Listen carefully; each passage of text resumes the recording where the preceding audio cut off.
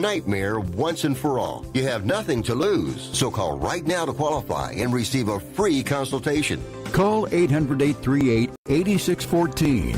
800-838-8614. That's 800-838-8614. Paid for by Airtime Media. This is WCPT telling you how you can shop blue. Did you know that there are only 49 states in America that require you to have car insurance? At Chicago's Progressive Talk, we're in Illinois, and Illinois is one of the 49 states that require you to have car insurance. Let's look at some car insurance companies that support the Democratic Party.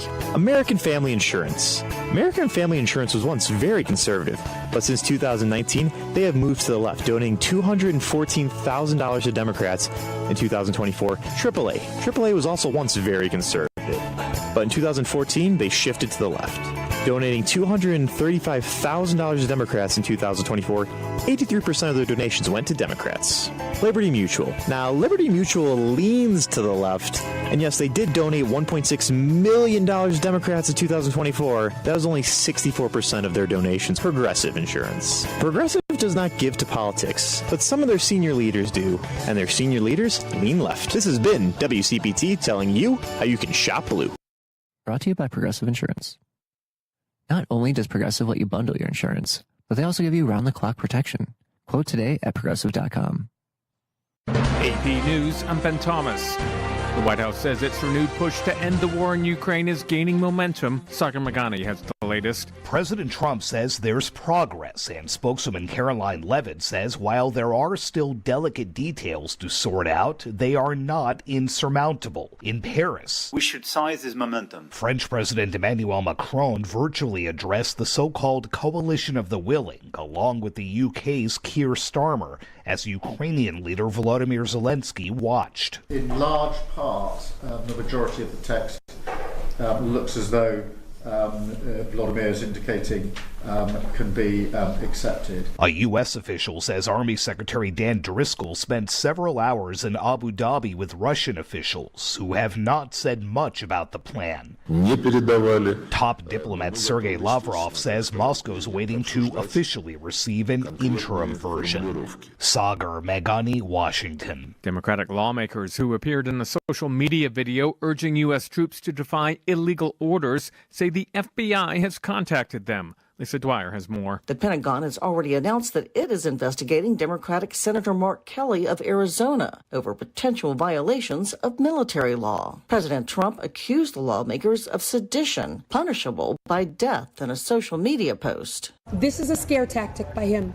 Democratic Senator Alyssa Slotkin of Michigan. The president's reaction and the use of the FBI against us is exactly why we made the video. The Democratic senator also says that she is beefing up security for her family to ward off potential threats to their safety. I'm Lisa Dwyer. Clean up in the Houston area today after at least 2 tornadoes. Heavy rain's been falling across the south and snow in parts of the Midwest. And tests show ByHeart baby formula from all lots may be contaminated with botulism. This is AP News. The Commerce Department reports retail sales rose 0.2% in September. The Conference Board reports consumer confidence is sagging this month amid weak hiring and stubborn inflation. And Seth Sutel has the AP Markets report. Stocks climbed again on Wall Street as hopes built for another interest rate cut in December. The S&P 500 rose 0.9% Tuesday. The Dow Jones Industrial Average rallied 664 points. That's about 1.4%. The Nasdaq Composite rose 0.7%. Stocks got some help from easing yields in the bond market. Investors now think chances are much higher that the Federal Reserve will cut its main interest rate again when it meets next month. A few more signs of softness in the economy now has investors thinking there's a greater than 80% chance the Fed will cut rates again. Seth Sutel, New York. There's more news at apnews.com. I'm Ben Thomas. Thanks for listening. This is 820 AM, WCPT Willow Springs, and streaming worldwide at WCPT820.com. We are Chicago's progressive talk, where facts matter. Now, your WCPT 820 weather update. From the Weatherology Weather Center, I'm meteorologist Michael Carroll. A wind advisory goes into effect early Wednesday morning. First for tonight, mostly cloudy with rain becoming likely. We'll have lows to 34. And a chance for some light snow showers on Wednesday and windy as well. Temperatures holding steady in the mid-30s. West winds kicking up to 20 to 35. Thanksgiving Day still on the breezy side, a high of 32 degrees. And that's your latest Chicago weather update. Right now, it's 52. If you're looking to purchase a new home or refinance your existing home, you need to call Team Hochberg, your trusted local lender. Last year, Mitch, 50, railroad worker, income 100 G's a year, score 630, called to consolidate his debt with a cash-out refinance. Team Hochberg loan officer Johnny Hendrickson helped Mitch pay off his debt and save $800 a month. Johnny called Mitch for a 6-month post-closing checkup and informed him his credit score was now over 700. Then Johnny helped Mitch lower his rate, remove the PMI, and save him another $400 a month while covering all his closing costs. Let's review. Team Hochberg loan officer Johnny Hendrickson helped Mitch eliminate his debt, save $1,200 a month, and improve his scores over 100 points. Team Hochberg's helped thousands of radio listeners, but we can't help if you don't call 855-563-2843 or visit 56david.com. That's 855-563-2843 or visit that website you know you love, 56david.com. Lower.com, equal housing lender, NLS 1124061. This is WCPT 820, where facts matter. Bring it home with Patti Vasquez, Patti Vasquez. From global conflicts to greenhouse gases, the folks refusing to wear masks says, and politicians getting caught grabbing asses says, she's driving it home with Patti Vasquez. Thank you so much for joining us as we drive it home tonight. Joining me in the studio is guest co-host, returning guest co-host tonight, 2 days in a row. I love this. Hold on, let me make sure I got you on. Ken Mejia-Beal. He's back. He's back. We need hold on. I don't know if I have applause. I don't know how to get to anything. All right. I'll clap for me. I have a ding, ding, ding, There ding, we ding. go. Where's my bell? Hold on a second. Here we go. You ready? Okay. I feel like I recently told the history of this bell, and I feel like I need to tell it again Let's to do you. it. Yeah. I think you might appreciate it. This audience is like, you just told this story last week, and yet I feel like when you hold a record for something, that you tell the story over and over again. And I feel like because of how my tenure ended at my previous radio station, that I don't tell this story nearly enough. Mostly because it sort of was a harbinger of things to come. One day, my producer, I used to have a segment called... That's a humdinger of a word. Harbinger? Harbinger, yes. Okay. Well, because it was like, it was funny, it was great, everyone loved it, don't do that again kind of a thing. Okay. Kind of like, only I kept doing it. I used to have a segment, I was on overnights from 11 to 2 a.m., and it was called Pretty Late with Patti Vasquez, and we would have something called the Midnight Tease on Sunday nights. We would do naughty topics. Yay. So I had and it would be the whole range of naughty, medieval terms for sex. Right? We go through the whole list, and it was fun. It was, we'd giggle and stuff like that. We had a dominatrix on my show. We would talk about health aspects of sex. I I'm here for it. Right? And it was inspired by exactly. There were 2 women. You saw Kathy and Judy were the hosts, the first female radio team in Chicago. So they used to have Sex Thursdays, and so being at that same station, that kind of had they blazed the path. Yeah. I decided to also follow that path, and so it was fun to do the Midnight Tease. And my producer got it in his head because we would kind of dance around what words you could and couldn't say on the air, things like that, right? And so he just thought it was funny. It would be funny if I held the record for the most times anyone said penis in a half-an-hour broadcast. So for the longest time, I don't know if we still hold the record, but I held the record for a significant amount of time. And it was, what he did was he gave me emergency room records of penis injuries. So it was, so it would be like, this is beautiful. So one of the injuries was like sewed jeans while wearing them. What? And injured their penis. Yes. Running naked on a treadmill. Injured penis. I can see that happening. So every time I said penis, I would, and it's this bell. It's this bell. So that's the This is the penis bell. Yes, see.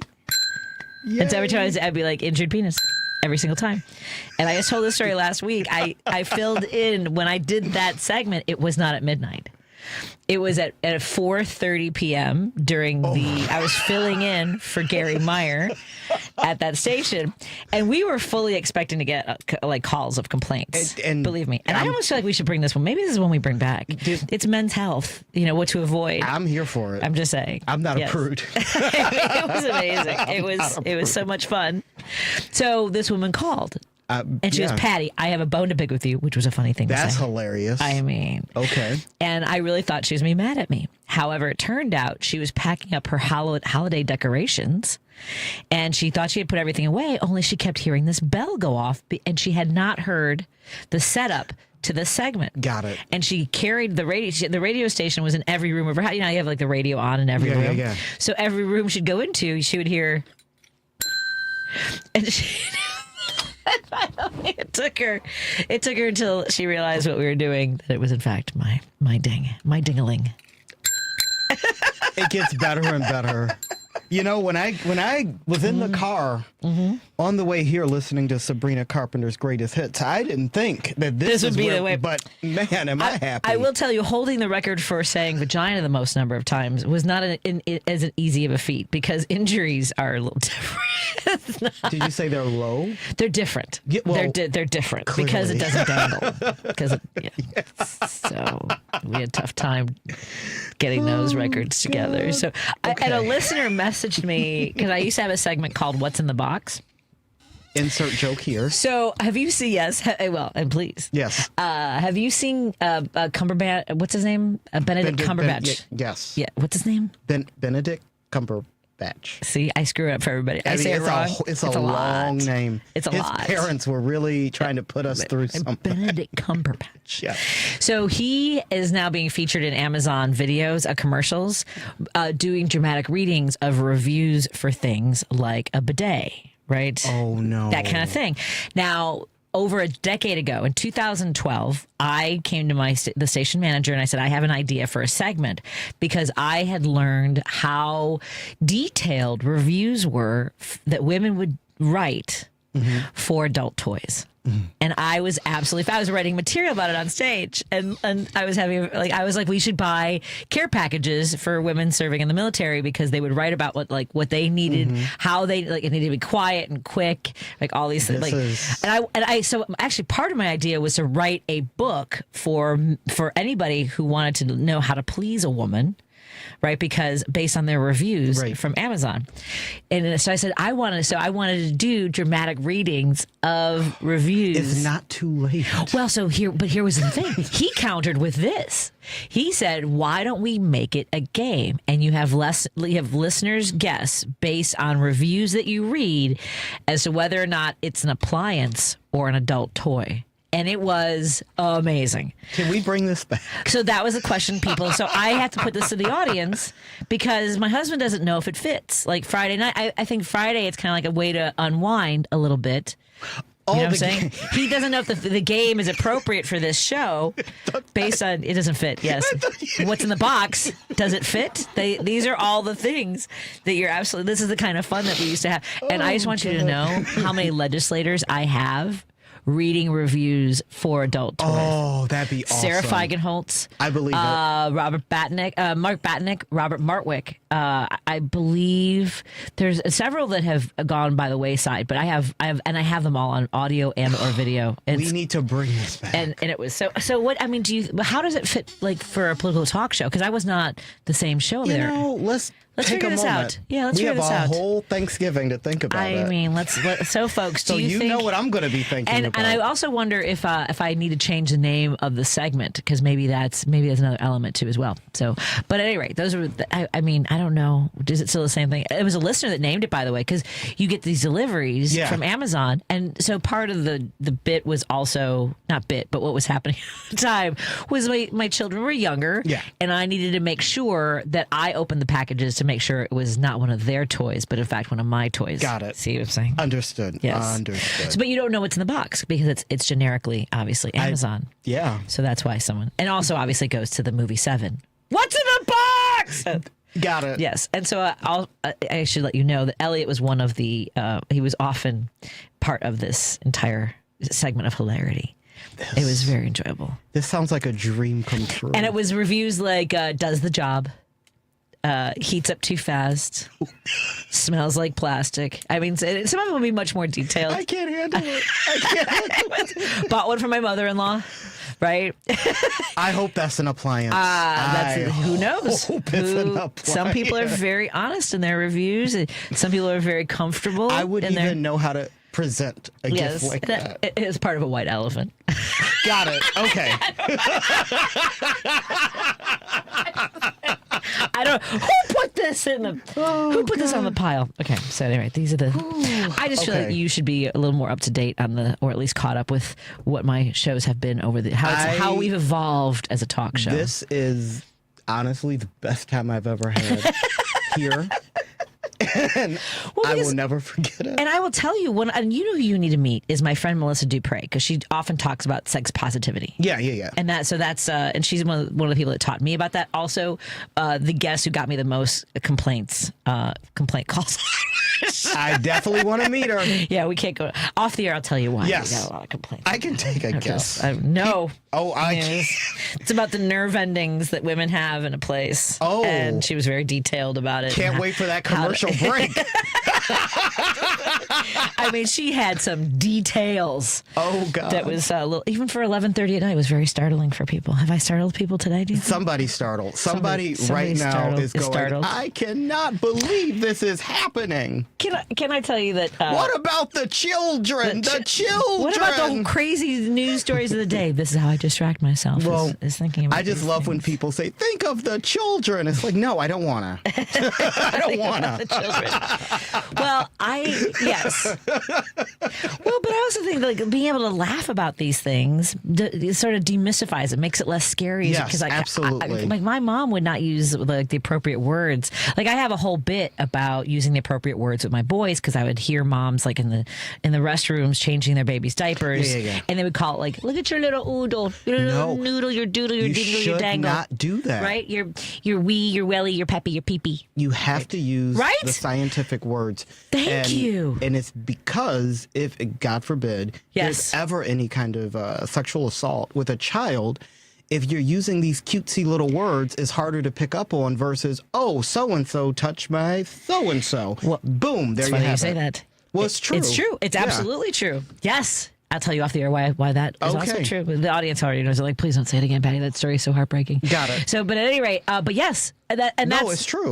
For me, it was always about empowerment, right? Yes. The more we're afraid to say something, and I agree completely. Like, I didn't know when Griffin was younger, like how to make sure he felt that he could, have, his own autonomy. Yes. Or like, if there's anything that doesn't feel right, it's like we're all kind of stumbling through it because we don't want to tell them what we're talking about. Right. So it's really and it shouldn't be so. I don't know if it's because of my upbringing. I was raised on Prince and Madonna records. So, and my dad listened to Eddie Murphy. So I got nothing. So I'm not shy about it. But I get around other people and it's like, oh my God. They can't say it's such like, things. Oh, what is wrong with you? Don't talk about those parts. Yeah, you can't talk about it. And that makes me want to talk about it. Same. My entire act, I think my entire career is based on people like, we don't talk about those things. Oh, you sure about that? We're going to talk about Let's it. Go. We're going to mention it all. Exactly. When people like squirm in their seats. Yeah, it's hilarious for me. I like making people uncomfortable.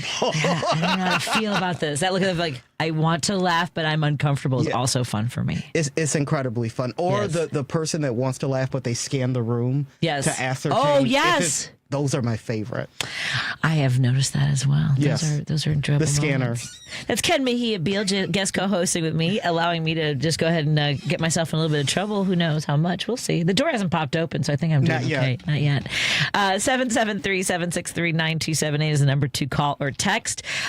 Please join the conversation and let me know. Should I bring back what's in the box? Yes. It sounds like we're getting a lot of votes for yes. Yes. I have to figure out. We probably, what we should do is get a sponsor for that so we can get gift cards because we need to give away prizes for that. Oh, I can think of a lot of sponsors. And I think, Men's Room is popping up in my head right now. I'm just saying, which is a wonderful place to buy T-shirts. I love this. And other things.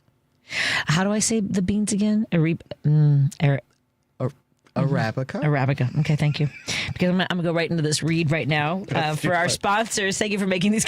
I don't know how much you want to have a part of these conversations, but I'm grateful that Pride Coffee Roasters is a sponsor of Driving It Home with Patti Vasquez. Today, joined by guest co-host Ken Mejia-Beal. By the way, they have I think I've shown you their the label for their Resist blend. Yeah. That's great. It's great. That is their Resist Movement blend. This medium roast is an equal blend of our Dominican Republic and Arabica beans from Asia. Thank you very much. You're welcome. In your cup are flavors and notes of blueberry cobbler and chocolate malt with a hint of warming spice. I just finished the whole freaking bag, by the way. Good for you. Oh my God, it was so good. I believe you. And my husband is forbidden from ever mixing. He does? He cuts my good coffee with Folgers. Why do people do that? What is going on? So my partner does the same thing. What? And you go to make a cup. It doesn't. And I was like, why would you do this? What do we do? Do we also? Why do you hate me? Do you also put like I don't know, Jim Beam? No, it's bourbon. I don't know what I don't. Well, I grew up in a house where my grandmother would, at the bottom of the ranch, would just add a little bit of water. Oh yeah, that's different. No, that is wrong. Shampoo. It is wrong. It is wrong. How about your shampoo and your facial cleanser? Shampoo. Do I look? No. I don't add water to anything. No, do they have the rest of it out of the bottle? No, you just buy a new bottle, guys. Okay, now we find out the difference. Like when you have a squeeze bottle, do you not cut it down the middle so you can like scoop out what's? Oh my God. Okay. No. 773-763-9278. Let's also thank our sponsors at Minocqua Brewing Company. Go to MinocquaBrewingCompany.com and please check out the latest newsletters by me and Ben Cominos. Kirk Banksteads will appear tomorrow, I believe, or Senator Chris Taylor. Check out all of our work. Please go to MinocquaBrewingCompany.com. Subscribe to our Substack. Thank you to Source Solar. Go to source.solar. Make an appointment with Peter Sorellis. It might be time to get solar panels on your house or business. Let's take a break here and come back with Ken Mejia-Beal in just a moment, and we'll be joined in a little bit by Heidi Stevens, nationally syndicated columnist. More in a moment. Stephanie Miller. I get to say my favorite sentence in the entire world. Here comes Kathy Griffin, hero of democracy. Hello. How are we going to do this? Because I know we're both going to want to talk at the same time because it's a love fest. I am so in love with you. You are so important and wonderful and funny and brilliant, and you are who I aspire to be. When I grow up, I want to be you. No, you. Stephanie Miller, weekday mornings 8 to 11 on WCPT 820. Gratitude. Gratitude in Webster's Dictionary is simply defined as the state of being grateful. This is Dr. Anna Pellick from Total Dentistry in Palatine, Illinois, in a state of gratefulness. Grateful for my big, beautiful family. Grateful for my staff and patients. And grateful to get up every morning to do what I love, creating smiles. November is the month of gratitude and thankfulness, and I encourage all to step back and count your blessings. We live in one of the greatest countries in the world. Can you imagine living in a country without the freedoms or liberties we enjoy? I can't. So this month, let's all find our bliss. Let's appreciate our family, friends, and jobs, and of course, our beautiful smiles. This is Dr. Anna Pellick, grateful to use my freedom of speech to say thank you to the WCPT listeners, to my patients, to my great staff, families, and friends. Total Dentistry, a general dental practice like no other. And visit us at totaldentistry.org. You're listening to WCPT 820 because facts matter. If you're listening to this station right now, you've definitely heard my voice before. Hi, I'm Hawk. And I'm Pete. And we're with Source Solar, your local source for solar. Source Solar is Chicagoland's premier solar installer, providing solutions for over 1,000 homeowners and business owners across Illinois and Iowa. With over a decade of industry experience and deep roots here in Chicago, we have the expertise to help your transition to clean, renewable, resilient energy. We can guarantee that we save you money day one without any out-of-pocket cost to you. This means you have an instant ROI, instant payback, and can save money to add to your bottom line day one.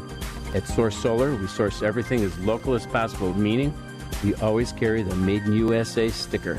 Find us online at www.source.solar. Stop in our office at 5710 North Northwest Highway or give us a call at 773-985-3992. And don't forget to ask for Hawk or Pete.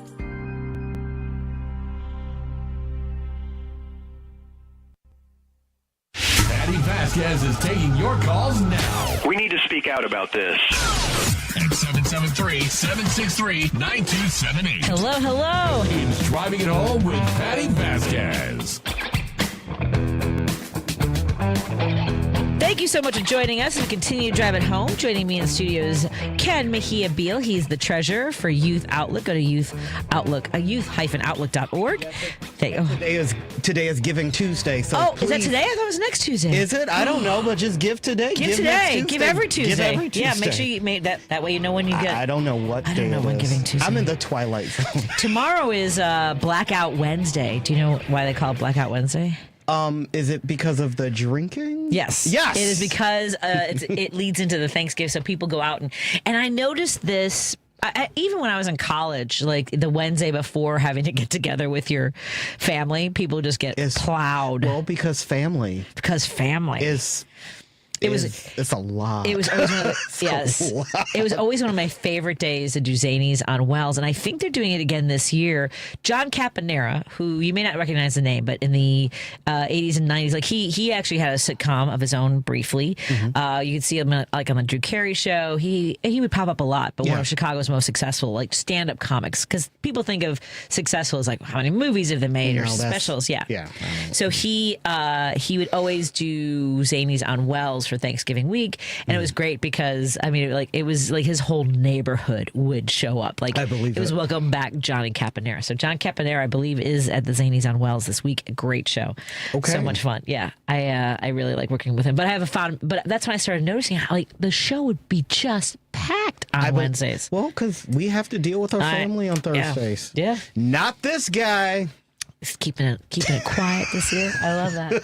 Except for when me and Elliot come in and hang out with you. Oh, that's right. We'll come find you. But you guys aren't family. I like you. I love my mommy and my husband and some of his family. Yeah. Hey, I get to be honest. They know who they are. Good. They live in D.C. And they are partly responsible for things that are happening right now. I don't know. You know what? Let's switch gears for a moment. Take a phone call from our good friend Jim. Hey, Jim, what's on your mind, my friend? Hi, Ken. Hi, Patty. Hey, Jim. President Stump made a pronouncement tonight. If we had more ice in Chicago, that woman would have been burned on the L. All we need is spend another $500 billion on ice about Barrett. Secret police he has. But it doesn't dawn on him. What if we opened up mental health clinics around the city and help people that were mentally had a detachment from reality at certain points?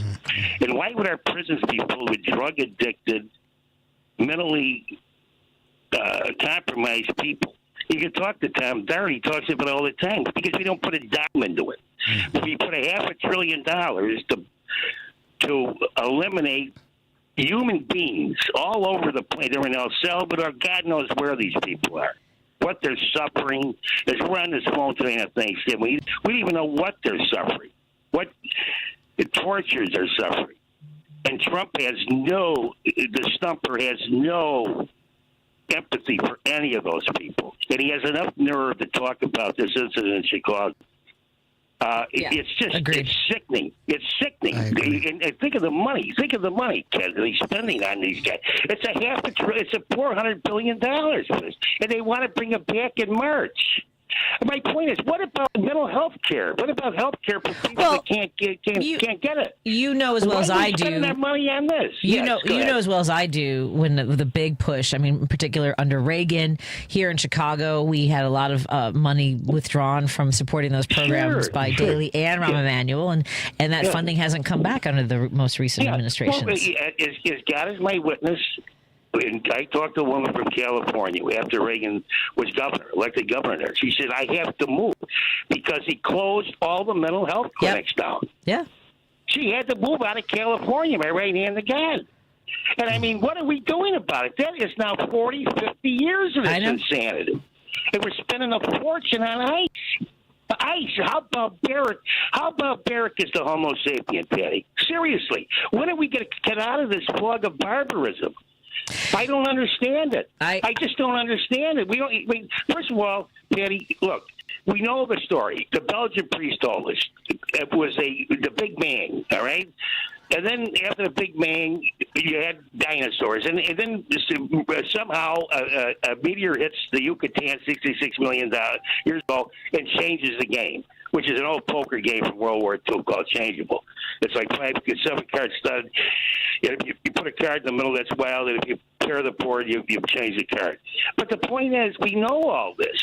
I know. Look, what are we doing? We have never.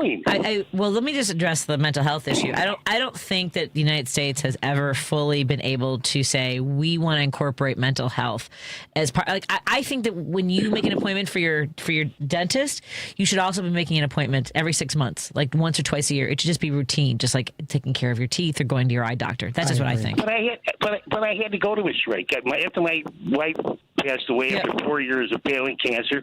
I couldn't sleep. I had insomnia. I couldn't sleep. Others could sleep. She died, but I couldn't sleep. Right. I still can't sleep. I have to get a pill from a psychiatrist to sleep. My point is, when I started going to get the pill, it was $350 for half an hour, and the pill was $1,200 for a prescription. And I had just gone through 4 years of going through all the dough I had on the earth. And I'm like, Jesus, Mary and St. Joseph, how am I going to get to my point is it's easy to say all this stuff. Well, I say put the $500 billion into really put it into mental health care and quit ICE and all this other baloney. I know. Hey. I mean, anyway, Patty. I hear you. I agree. All right, take care. Take completely. care. Thank you so much, Jim. Have a good night. I mean, it's true. It's the stigma. Yeah, the stigma's a big part of it. I mean, there are other countries we know, if we look at Sweden, Norway, Germany, Finland, Netherlands, and it's not just about the mental health, but also having the culture of a work-life balance. People get annoyed in the United States when you talk about work-life balance or paid time off for whether it's for health or for taking care of a child or a senior citizen in your life. It sounds like we're going to go to a break, but when we get back, let's talk about the third place. The third place. Okay. We're also going to have Heidi Stevens on with us. We're going to talk about... I'll make the third place very quick. We can all talk about... We're going to talk about the reporting and the aftermath of ICE's blitz here. Yes. And also talk about Thanksgiving, gratitude, and some lighter stuff. But also, I know I want to ask her about that comment that this guy made... Quiet Piggy, also as somebody who's worked in journalism. More after this with WCPT 820, KKNW 1150. In studio with me is guest co-host Ken Mejia-Beal, and we will be joined by Heidi Stevens, nationally syndicated columnist, in just a moment. Thank you for hanging out with us. Let's get her out. You're listening to WCPT 820. Here's the latest Chicago weather update. From the Weatherology Weather Center, I'm meteorologist Michael Caro. A wind advisory goes into effect early Wednesday morning. First for tonight, mostly cloudy with rain becoming likely. We'll have lows to 34. Then a chance for some light snow showers on Wednesday and windy as well. Temperatures holding steady in the mid-30s. West winds kicking up to 20 to 35. Thanksgiving Day still on the breezy side, a high of 32 degrees. And that's your latest Chicago weather update. Right now, it's 51. This is Chicago's Progressive Talk, 820 AM, WCPT Willow Springs, and online at WCPT820.com, where facts matter. The Rick Smith Show. What comes of all of this chaos? Because look, it's fun to watch. It's interesting to watch as they're literally falling on their face. What does it mean to us? How bad does it get for us? We, the working people of this country, who honestly don't have the kind of wealth to weather a storm, the ones who are going to probably lose our homes, to people like Donald Trump, who does have the wealth to weather the storm, or at least the credit. The Rick Smith Show, weeknights at 7 on WCPT 820. WCPT replay. I worked all day updating my office on what's going on with ICE agents. These are animals. There's video of them tasing a man who was already zip-tied in a vehicle, and they tased him because what? They didn't like the way he was behaving. Or he was already zip-tied, not to mention a 1-year-old who was exposed to tear gas as her parents were running errands, as they were also, by the way, chasing down an 11-year-old girl. I'm not going to say I'm sorry for calling them animals who won't even share their bag badge numbers, their names, or their faces with us. Spare me for their protection, as though there aren't judges, police officers, FBI, all the different areas of law enforcement and our justice system who do put themselves on the line. We've had judges whose families have been killed in their homes. So you're telling me that an ICE agent is feeling are they feeling vulnerable? Keep listening to WCPT 820 because facts matter. Alexa, play WCPT. WCPT from TuneIn. Welcome back to Driving It Home with Patti Vasquez. Thank you so much for joining us as we continue to drive it home. Joining me in studio is guest co-host Ken Mejia-Beal. He's the treasurer for Youth Outlook. Go to youth-outlook.org and support their mission. And joining us on the air right now, this is very exciting. This is our technological advance here on WCPT, or at least on the Driving It Home show. Let's see if I know what I'm doing. But nationally syndicated columnist Heidi Stevens joins us. Hey, Heidi, how are you doing today? Hi, Patty. I'm good. Hi, Ken. How are you guys? I'm trying to see if I can switch it back and forth so you guys can see each other when you guys talk. Yeah, there you go. See, look at that. You're going to make both of us very busy. Heidi, we've been talking about some of the topics. We've been, and I don't know if you know this about me, but I also tend to go off topic and talk about a lot of other things.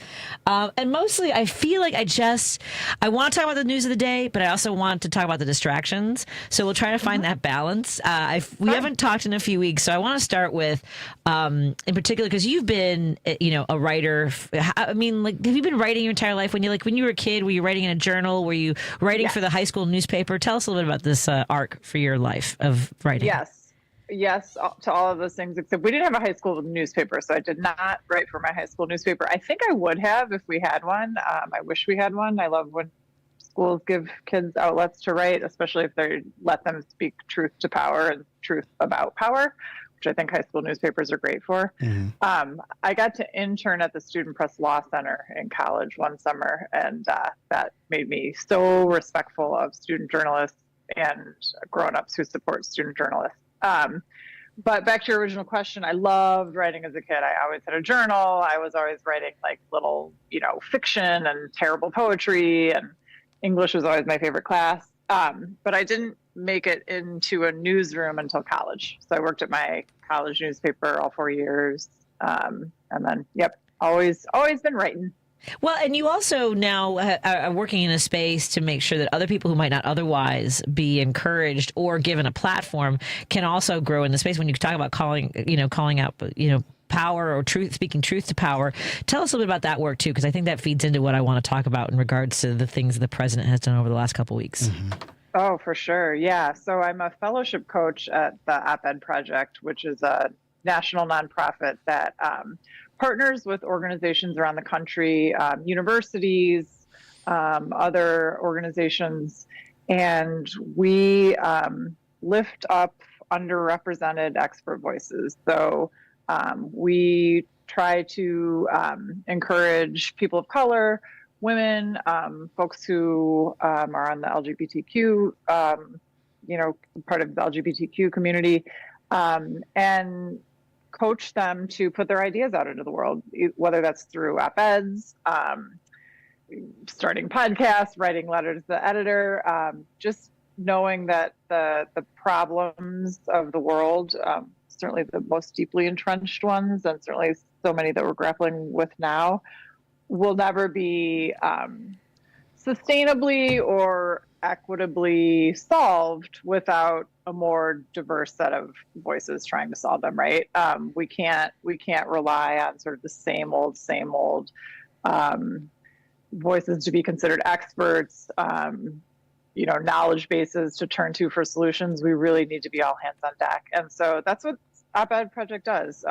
We coach folks who are already incredibly accomplished, intelligent, well-written, well-spoken people to use those voices and ideas in public discourse, right? Not just academic writing, not just sort of in the areas where they're already working and making impact, but in public discourse, where so many solutions get debated and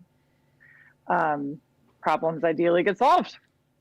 Well, it's so crucial because, in particular where we find ourselves in this moment in history, which voices are most powerful people will either allow to speak and will then also turn the ire towards. I mean, so when he says "quiet piggy" to a reporter on his plane, and a lot of us have talked about what we wished had also happened. In regards to like whether or not the other reporters, is there a fantasy scenario where like every single reporter just asks the exact same question she asked, or is it that fear of we don't want to lose our access to the president and Air Force One?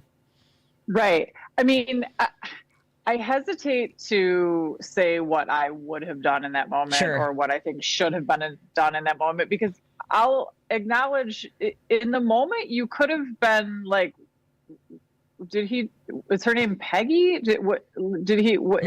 I can imagine how in the moment you're like, I don't know what I just heard.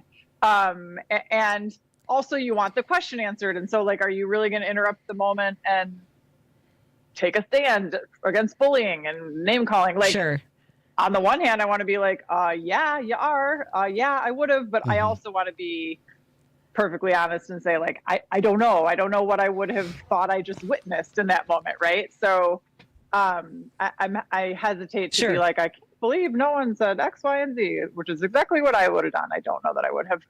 Having said all that, I'm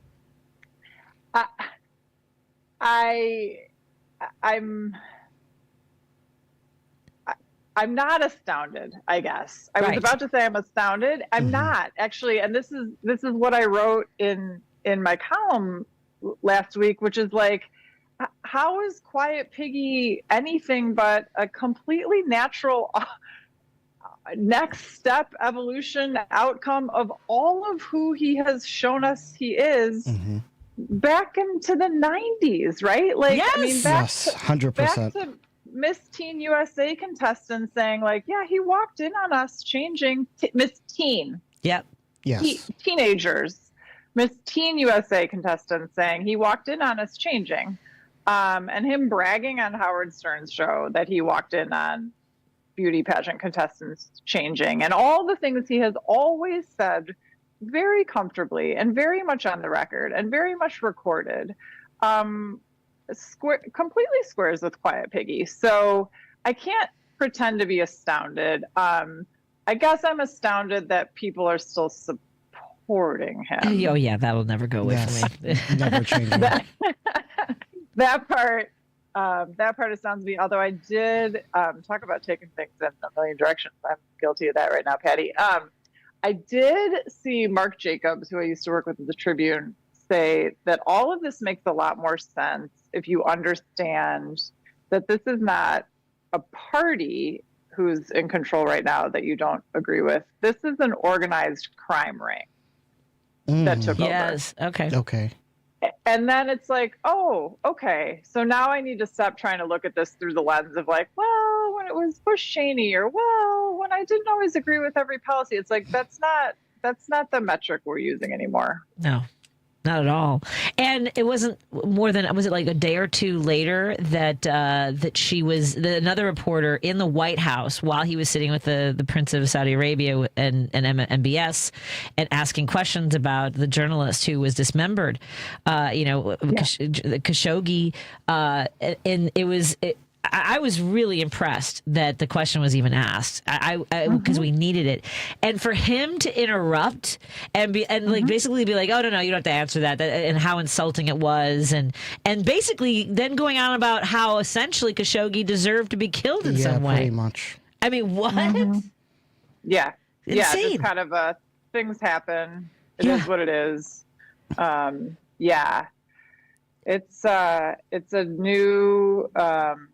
It's a new level of just reprehensible by the hour, which you and I have talked about this in the past. I guess is probably a strategy to keep us overwhelmed. I guess, but I do see how the way he treats journalists, and we've talked about this over the last few years, like whether it's like sane washing him, reporting as though what he says is reporting on the other side. And I'm hearing it in ways when news is being reported. The other day, I believe, was the anniversary of the slaughter in Tulsa, Oklahoma, when a black community was absolutely was attacked, decimated. People were murdered. And I heard it reported on the AP News as a race riot. And I thought, what are we? How are we reporting the news now? Like that's exactly. I just see it having that effect throughout our reporting. It seems on different levels. Correct, and I think what I'm afraid what will happen is we'll see more and more of that imprecise, inaccurate language. The more we chip away at DEI initiatives, and the more we chip away at making sure that newsrooms and all places of, business, whatever the industry is, look more like the towns, cities, states, country that they're covering, right? And doing business with and doing business for. The more you get back to, let's just stick with newsrooms that are filled with people who have blind spots, who all look one way, who all grew up one way, the more you get, that kind of language, race riots, when race riots weren't what was happening at all. No, it's absolutely insane. Do you want to say something, Ken? No, I'm entrenched. Yeah, sorry. Because I do want to talk about on the other hand, the kind of reporting that's come out of Chicago, and of course we're seeing in Portland, North Carolina. We're going to see more what happens in New Orleans. But let's focus on Operation Midway Blitz and the different levels of journalism that we've had. Because how much of it would you say we're getting? And I guess for me, I'm getting it from scrolling and the journalists that were out there every single day reporting on it, putting themselves essentially in the line of fire. What are your thoughts on how this was covered in Chicago and continues to be covered? I think Chicago journalists have been doing a phenomenal job. I really do. I'm so proud to know some of them. I'm so grateful for their courage and really their unflinching witness to all of this. I think the Tribe has been tremendous. Block Club has been tremendous. Yeah. The Tribune is killing it. The Sun-Times is killing it. I mean, I am pretty much across the board so impressed. I think they're blowing the national media out of the water. I think the national media took 2 months probably to catch up to this being, to Chicago being the story that it was. I had a couple conversations with folks in national newsrooms who didn't know about the South Shore raid, for example, Wow, that's scary. Yeah, that's scary. Weren't sure where Millennium Park was when I talked. This sort of thought as an over there story, right? Instead of you're seizing up. You're seizing up a little bit. That's why I'm wincing a little. Not being thought of that and understood to be as and impactful.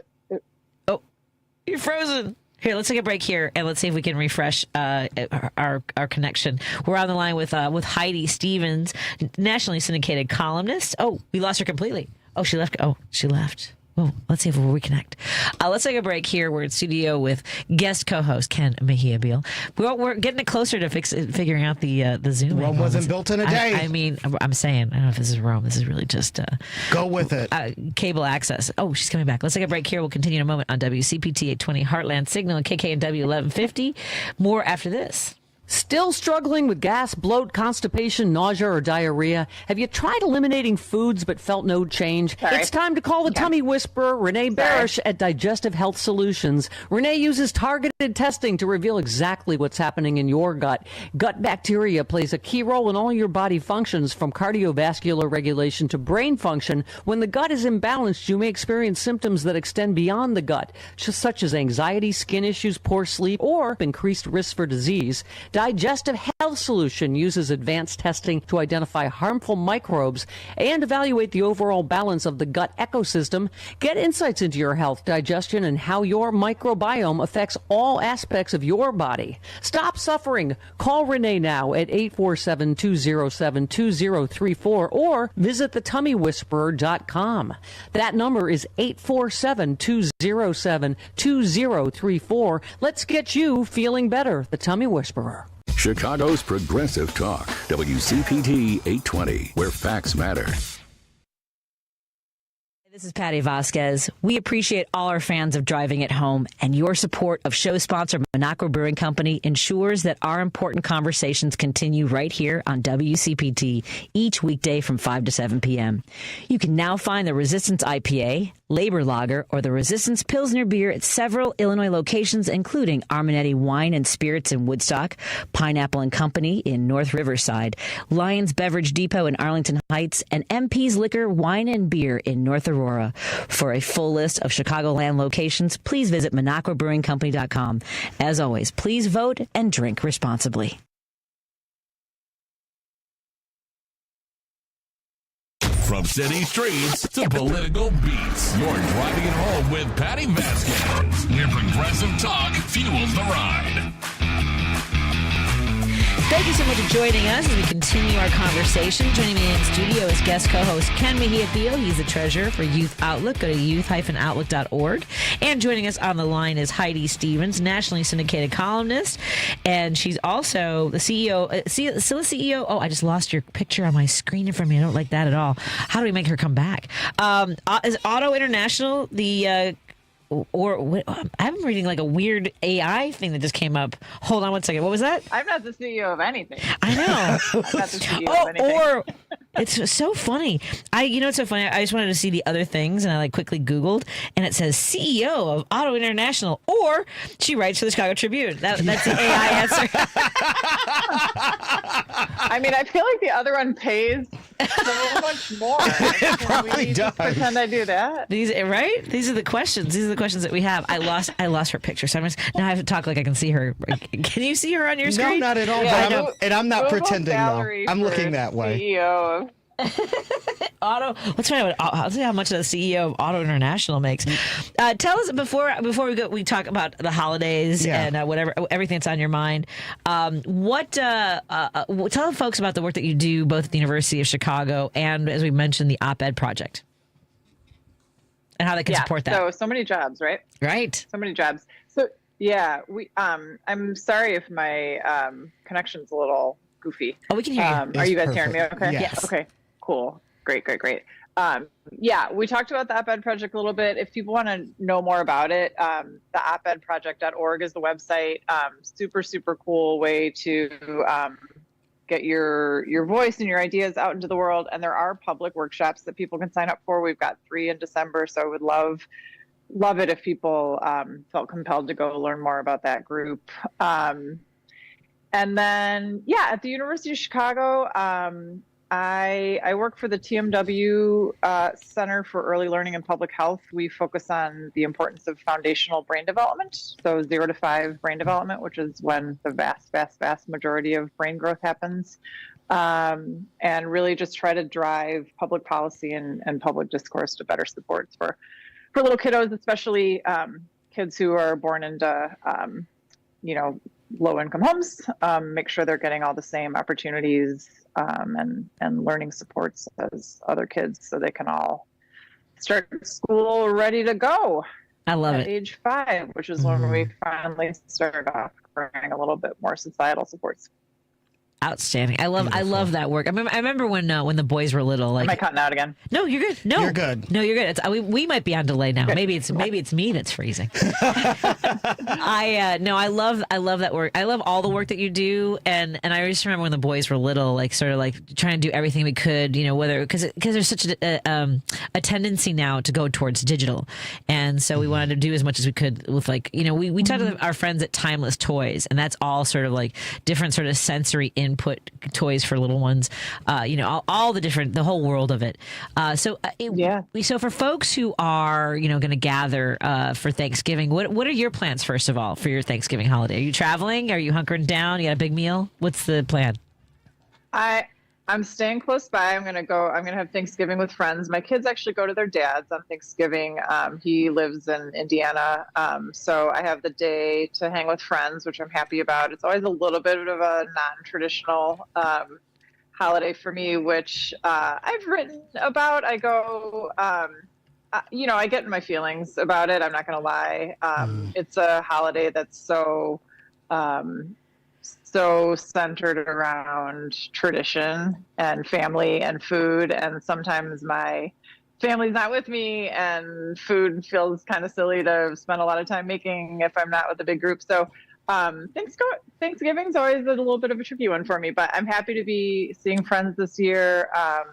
And I also find that the more I kind of open up and talk about that in my writing or in other areas, that's pretty common for people to feel, even if they don't have a divorce in their family, even if they, follow the same tradition every year. There's a lot of feelings that people have around whether they're doing it right, whether they're doing it optimally, whether they're living up to their parents' expectations, to their kids' hopes and dreams, to their neighbors' liking. We put a lot of pressure on ourselves this time of year. I think I don't want to leave Ken out of the conversation, but I feel like saying, especially as moms, but I think everybody has a unique set of kind of expectations and burdens that they feel around the holidays. Oh, absolutely. Absolutely. I agree. But I think especially moms. So I 100% agree with that as well. I think I took the pressure off. I will be honest. I have tricky emotions around Thanksgiving too, and for me, it started at a really young age because my mom and I think I saw the pressure of how much work my mom did to make this great meal, and it always was fantastic. Yeah. And then my dad would walk in and we had a big, huge blowout fight when I was like 16 years old, and that's about the right age. Yep. But my dad would and I blew it out of the. I was just like 16. Yeah, and my mom and I would be cooking all day, and he'd walk in, and I swear to God, we would eat the same thing every single year. And he'd walk in and be like, "So what's this?" And we'd be like, "It's the green bean casserole." "What's this?" "It's the mashed potatoes." And by the time he got to I always made the drink. I love that you both can feel where this is going. Yep. Yeah, there was. Let's just say I used some language that was inappropriate when he got to the. I made the exact same cranberry orange cinnamon drink every year, and he's like, "What's this?" And I may have called it something like urine water, but I didn't say urine, and so that was the end of Thanksgiving that year. So it happens.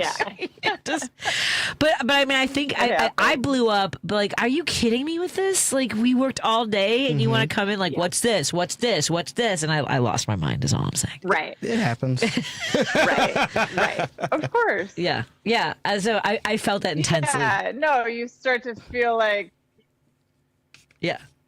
Oh. Yeah. Exactly. Yeah. No, I think it's to feel like your stuff's on display. Yes. Right. Yes. And I think unfortunately it's a holiday rather than. Oh, hold on a second. Can you hear Ken when he talks? Oh, I don't think she. Do you hear Ken at all? I heard him say, "I feel it's the." Oh, okay. Yeah, I just feel like the holidays, especially Thanksgiving and Christmas are. I do not understand how moms get through it. It is. Feels like a burden, to be completely honest. But it's a lot of planning. It's a lot of preparation. And there's no thank you. There's no thank you. Mm-hmm. and it doesn't happen. It's a lot of nitpicking, or this should have been better, or this could have had more salt, or this gift, I didn't ask for it. And I don't. Exactly. It's a lot. It's a lot. Yeah. It's a lot. Yeah, it's a lot. I will say that I feel called to raise our boys in a way that maybe cuts that off at this generation. Even if it's what you just said, Ken, even if it's a thank you, like a thank you, Mom. Yes. Or thank you, whoever did this. Thank yous go a long way.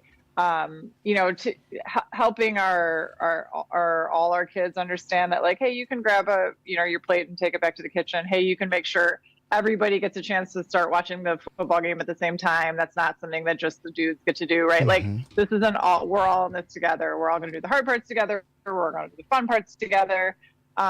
Because I don't love that tradition being passed down. That the women are all in the kitchen and the guys are all in the living room watching football or in the garage, cigars or whatever your tradition is. Like, many hands make light work, but also you should be equally invested, right? And you should be equally invested in the creation of it, and the enjoyment of it, and the labor around it, and it makes everybody's life happier. So I do think that's something that we can model at home, even if we get a little pushback from not just from our kids, but I think there's families where you get pushback from the elders. Absolutely. Yeah, I agree. Hey, actually, let him be, or hey, and it's like, we're. Oh, I think you froze up again. I think she has like a limited amount of time she's able to talk, and it always lines up with our breaks.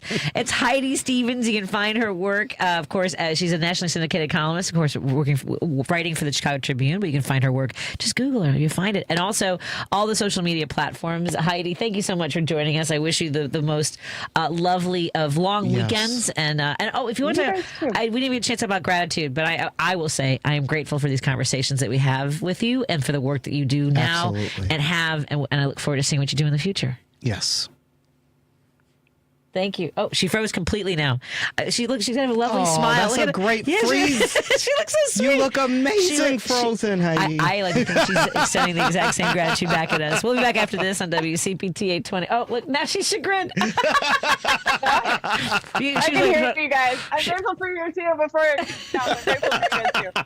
Take care, Heidi. We'll talk to you again in a few weeks. Let's take a break here. We'll continue our conversation. We've got our phone lines open, 773-763-9278. And we'll continue with Ken Mejia-Beal, a guest co-host in studio after this on WCPT 820 Heartland Signal, KKNW 1150. And we know our friends on KTNF will join us as well in just a moment. With a Porsche, you'll never get tired of that sound or that feeling. Find yours at the Porsche Exchange in Highland Park. Browse and test drive our extensive selection, like the 2025 Porsche Macan. Right now, lease the 2025 Macan for only $949 a month for 39 months. Discover performance like no other at the Porsche Exchange in Highland Park or PorscheExchange.com. $7,469 to attend. Excludes tax title license and doctor. No security deposit required. Expires 12/1/25. Steel. Check off the wish list with instant savings and free battery offers on select Steel tools. Shop online or in store. Now that's a steal. AP News, I'm Ben Thomas. Fresh economic numbers today. The Conference Board's Consumer Confidence Index has fallen. Weak hiring and stubborn inflation among concerns. Meanwhile, Mike Hempen has the latest retail sales figures. The Commerce Department says sales at retailers rose slightly in September as consumers cut back on their spending after splurging over the summer. The report, delayed for more than a month because of the federal government shutdown, says sales rose 0.2% in September from August. This follows bigger sales increases in June, July, and August. The figures suggest Americans reduced their spending in September as many households struggled with higher prices for groceries, rent, and many imported goods hit by tariffs. Still, economists predict the higher spending should lift the economy's growth to a solid 3% annual rate in the third quarter. That's nearly double the economic growth in the first half of the year. Mike Hempen, Washington. Stocks climbed again. The Dow rallied 664 points, or about 1.4%. The S&P rose 0.9%. The Nasdaq 0.7%. Seth Sutel has more on that. Stocks got some help from easing yields in the bond market. Investors now think chances are much higher that the Federal Reserve will cut its main interest rate again when it meets next month. A few more signs of softness in the economy now has investors thinking there's a greater than 80% chance the Fed will cut rates again. Seth Sutel, New York. President Trump's dispatching envoys to meet with Russian President Vladimir Putin and separately Ukrainian officials, with his plan to end their war having been, in his words, fine-tuned. Ukrainian negotiator Alexander Bez. The document that was presented to Ukraine and discussed in Geneva was significantly transformed, and it reflects a lot of things that Ukraine wanted to put there or to change or to exclude from this plan. In Washington, D.C., Mayor Muriel Bowser says she will not seek re-election next year. This is AP News. On the road this Thanksgiving, Julie Walker has the big picture. Getting out of town for the Thanksgiving holiday, you are not alone, says Aixa Diaz with AAA. AAA is projecting another record holiday. You have to remember, Thanksgiving is the busiest travel holiday. She says they expect 6 million people to fly, but millions more will stick with trains, buses, and cars, especially after the government shutdown threw air travel into chaos. There may be some people who said, you know what, I want to avoid airports altogether. I'm going to drive my own vehicle and I'm going to do a road trip instead. So we're projecting at least 73 million people, but that number could end up being higher because more people now potentially are switching to road trips. AAA says the good news for drivers, the national average for gas last year was $3.06 for regular, and that hasn't really changed. Happy travels. I'm Julie Walker. There's more news at apnews.com. I'm Ben Thomas. Thanks for listening. This is 820 AM, WCPT Willow Springs, and streaming worldwide at WCPT820.com. We are Chicago's progressive talk, where facts matter. Now, your WCPT 820 weather update.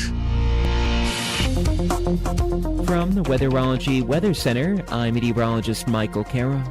A wind advisory goes into effect early Wednesday morning. First for tonight, mostly cloudy with rain becoming likely. We'll have lows to 34. Then a chance for some light snow showers on Wednesday and windy as well. Temperatures holding steady in the mid-30s. West winds kicking up to 20 to 35. Thanksgiving Day still on the breezy side, a high of 32 degrees. And that's your latest Chicago weather update. Right now it's 52. That's the sound of the ComEd Energy Efficiency Program, saving you money and energy. With rebates on Energy Star appliances, so you can come back to a home full of savings. Discover more ways to save at ComEd.com/home savings. ComEd, powering lives.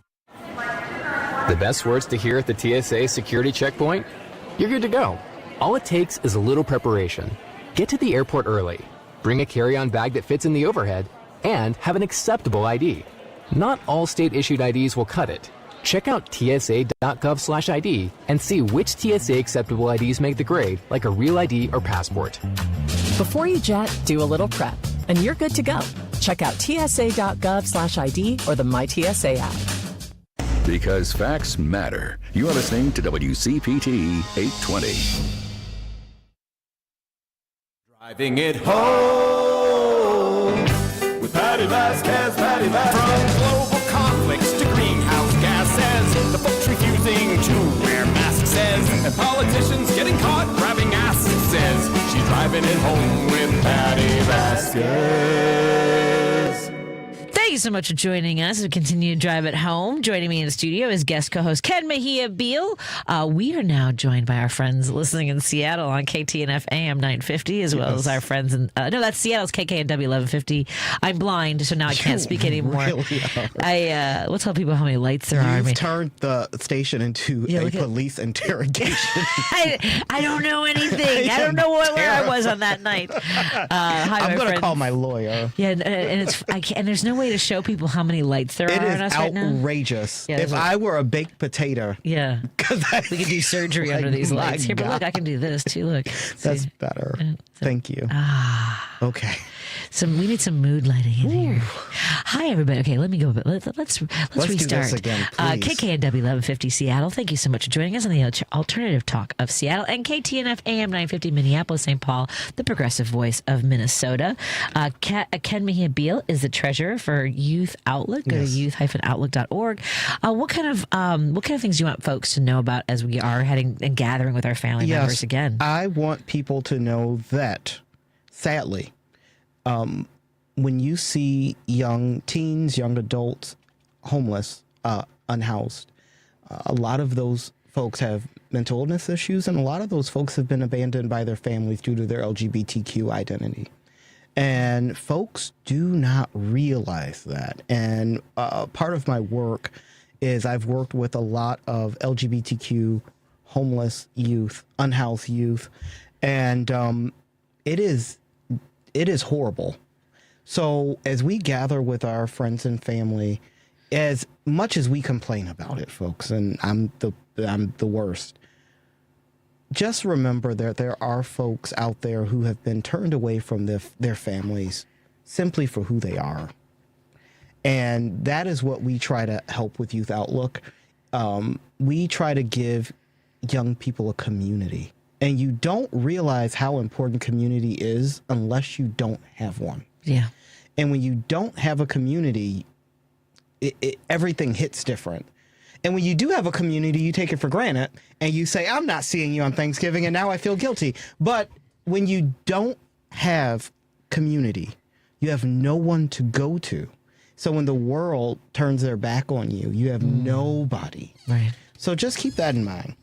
And for folks who are, so Youth Outlook, for a space for people who, need family, need connections. Connection, yes. And I mean, is there an age range? I mean, where can folks who may be looking for groups that I would recommend going to youth-outlook.org because we have different levels. Okay. Because we have different groups for various things. So I would recommend going to the website to see what grouping. Right. Because we have our Rainbow Sprouts. Those are for our younger grouping.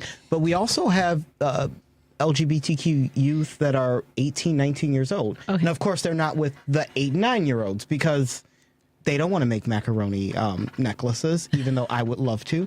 So it's different groupings, but everyone, regardless of age, needs community. Yeah, absolutely. And that's what and even the parents have community within each other. And that's why I'm so, it's my life's work. It's the thing that when I wake up in the morning, I am so happy to be a part of it. And when I go to bed at night, I'm so happy to be a part of it. That's great. It makes me happy. Do you have, and that's lovely. I mean, what a wonderful thing. I mean, you're drawn to the work that needs you yes. and that you need to do. Yes. Which is great. Yes. Do you have any suggestions or direction for, do you guys have resources for parents who are struggling, yes. trying to reconcile? Yes. I think that part of what, for folks who can't, and I can't speak for any other parent or any other individual who has their set of morals, values, their traditions and things like that. I think that some folks feel like this isn't the life I signed up for. This isn't what I. But so there are a segment of parents that because of morals, values, or lack thereof, they feel some sort of way. Yes. And I'm not judging. But there is a larger segment of parents that are grieving the life that they dreamt of. And to those parents, I do think we as a society need to show a little bit more grace. Because it's not accepting, is not accepting right now in this very moment at this time. And one of the best stories that I've ever read was written by Cher, who is a huge gay icon, has been around gays, since before I was born. And her son, then daughter, came out. Mm-hmm. Cher was outraged and felt all these things. And if you can just imagine, this is a person that's been around the LGBT community since I don't know how long, maybe the 60s, and was still shocked and outraged. So I think for parents, there is a grieving process that they have to go through to some degree. Right. And it's not a forever thing, but it is oh my God, this is not, it's kind of like, my dad wanted an engineer. And that didn't happen. Yep. And there was a grieving process. This is an adjustment. Yes. Right. Like, Catch it to reality. What are you doing with your life? What is wrong with you? What is wrong with you? And then I became a Cubs fan. And it was like, oh my God. So by the time I came out of the closet, it was like, hey, you've already disappointed me. This whole gay thing, we're fine. Because by then it was like, whatever. You've already disappointed. I already broken his faith in me. But I think for parents, it is hard. And especially when we talk about trans kids, I believe those parents deserve a certain amount of grace because they really are losing the child that they dreamt of. Right. And we have to acknowledge that. Because the brain is very powerful in the stories we tell ourselves, Yes. and that includes dreams and hopes that we have for our kids. Absolutely. Right. And I'm very hesitant to jump on the bandwagon, because there's this bandwagon of, if you don't accept change within the first 30 seconds, you're this horrible human being. And we have to kind of slow down that narrative a little bit, because change is hard. And I used to, and it was so funny because there's a woman whose child went to school. So I'm friends with some of still with the moms of, like, Griffin's 22. So for 17 years, there are a certain number of moms I've hung out with since they were 5 years old, since they were in kindergarten. And I remember being at a party about 12 or 13 years ago. And this is when we were trying to have the conversations about about non-binary, about trans. And this woman was like yelling at me because I was just trying to process they, them, like, and she was like and yelling at me about it. I'm like, I'm on your side. Yeah, give me a second. And they weren't even, and this woman wasn't even, like, she was just talking about somebody else, like, sort of in the abstract. Yeah. So, like, why are you yelling at me?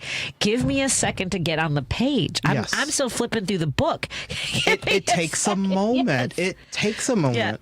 Yeah. And that's how, and you're right. I think this is how we do drive some people away sometimes. Bingo. Yeah. Because it takes some, and I'm a member of the community, and the pronouns have been, I'm good with the pronouns now. I've always been good, use the bunny ears, but it's been hard for me. Because I'm a visual person. So if you visually look a certain way, that is how I visually pronoun you. And the name. And if I have a name that I've grown up knowing as a female or male name, give me a minute.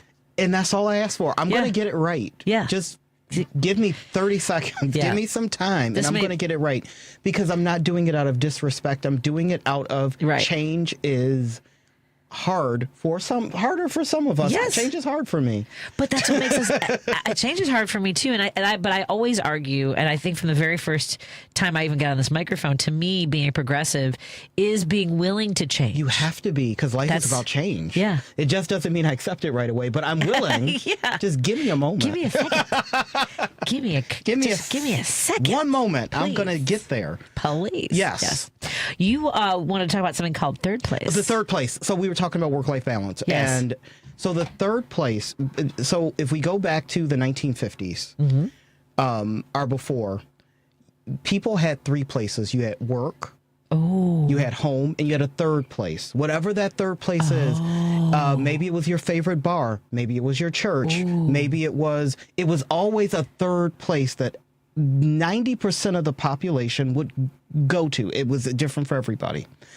And now, after COVID especially, more and more people don't have a third place. Right. And now you have a huge segment of folks that don't even have a second place. They don't have the work because they don't go anywhere. Yeah. So what is happening is people are crankier. They are less connected with other people and more connected with social media. They're more angry.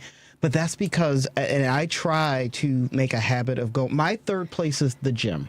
Right. I love the gym. Right. I do my thinking at the gym, but it's not just for the physical fitness. That is my third place. That is not my home where I have to deal with home stuff. I don't have to deal with work stuff. That is my third place where I can go for me.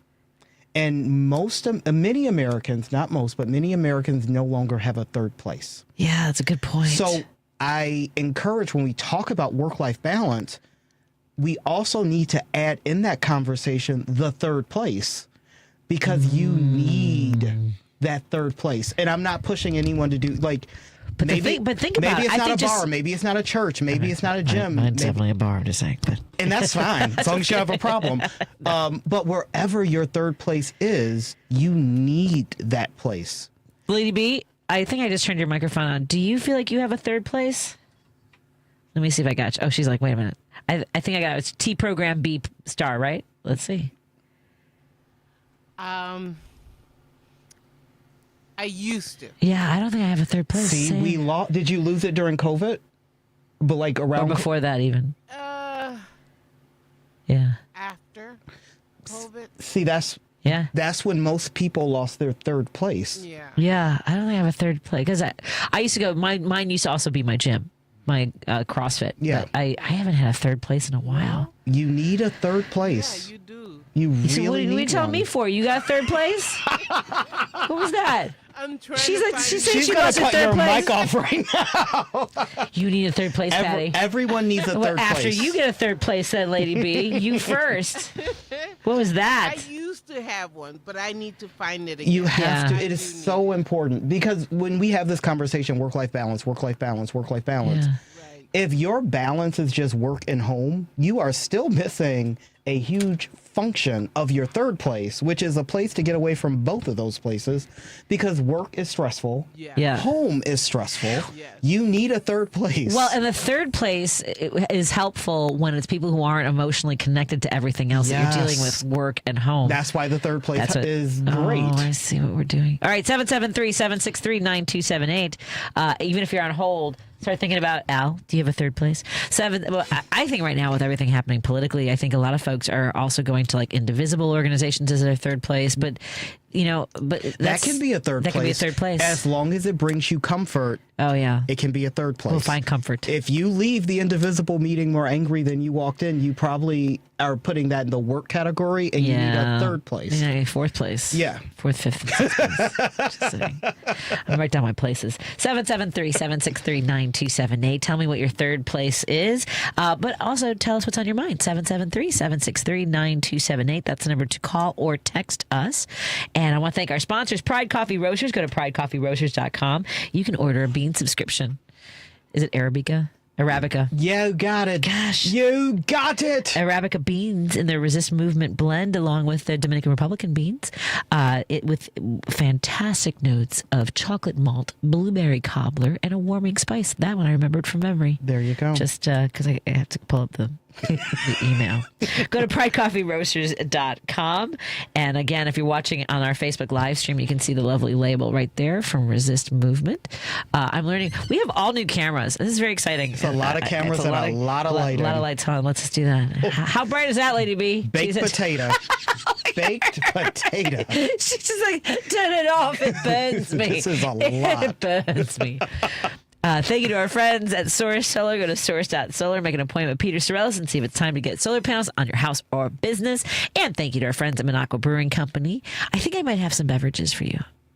Did you like the? Oh, did you like the hop water? I sent you home with hop water a while. Did you like? It was better, like less sugary, no sugar. It was no sugar. Yes, full of taste, flavor, and happiness. Wasn't it happy? I was very happy. It's very chill. It was awesome. Very nice. Very nice. So go to MinocquaBrewingCompany.com and find out about all their great products, including their resistance. They have great resistance T-shirts too. Well, we'll talk more about that later when we come back on WCPT 820. I love you, sweetie. He says, is home stressful? 773-763-9278. I love you, sweetie. More after this. A better life with Dr. Sanjay Gupta. We've talked a lot about ultra-processed foods and the many reasons you should avoid them. Heart disease, diabetes, obesity, the list goes on and on. But a new study out of China found another, perhaps surprising reason, an increased risk of lung cancer. Consuming more calories, saturated fats, chemicals, salt and sugar can all drive inflammation, which is a primary pathway in the development of cancer. It can also damage the microbiome, impairing immune system function. So this combination of excess inflammation and impaired immunity can give rogue cells the upper hand, and that's where this scenario of cancer begins. Now, if you're looking to cut back on ultra-processed foods, and you should, maybe start by making swaps, one at a time. Slowly but surely, your taste buds will start to crave healthier, whole foods. I'm Dr. Sanjay Gupta, helping you live a better life.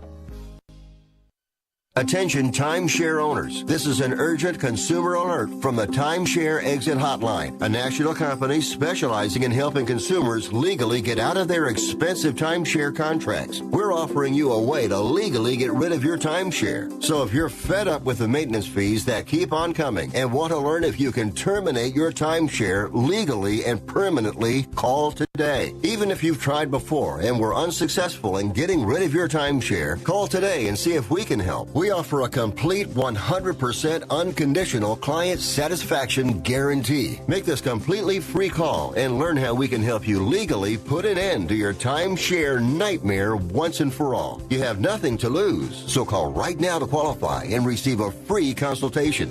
Call 800-838-8614. 800-838-8614. That's 800-838-8614. Paid for by Airtime. Hey Google, play WCPT. Streaming Chicago's progressive talk from TuneIn. Welcome back to Driving It Home with Patti Vasquez.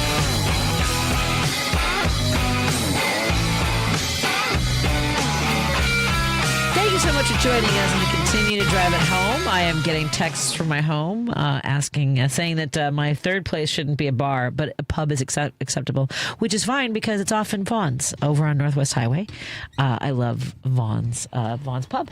Al's calling from Franklin Park. Al, first of all, let me thank you for hanging out on the line for a while. I know you've been there since our conversation with Heidi. What's on your mind, my friend? Yep. Well, we all have third places, and like your community here is, at work is a third place, and right now as well. And I am finding a third place as being indivisible as another third place for me right now. Right. And friends and family as well. Oh, that's lovely.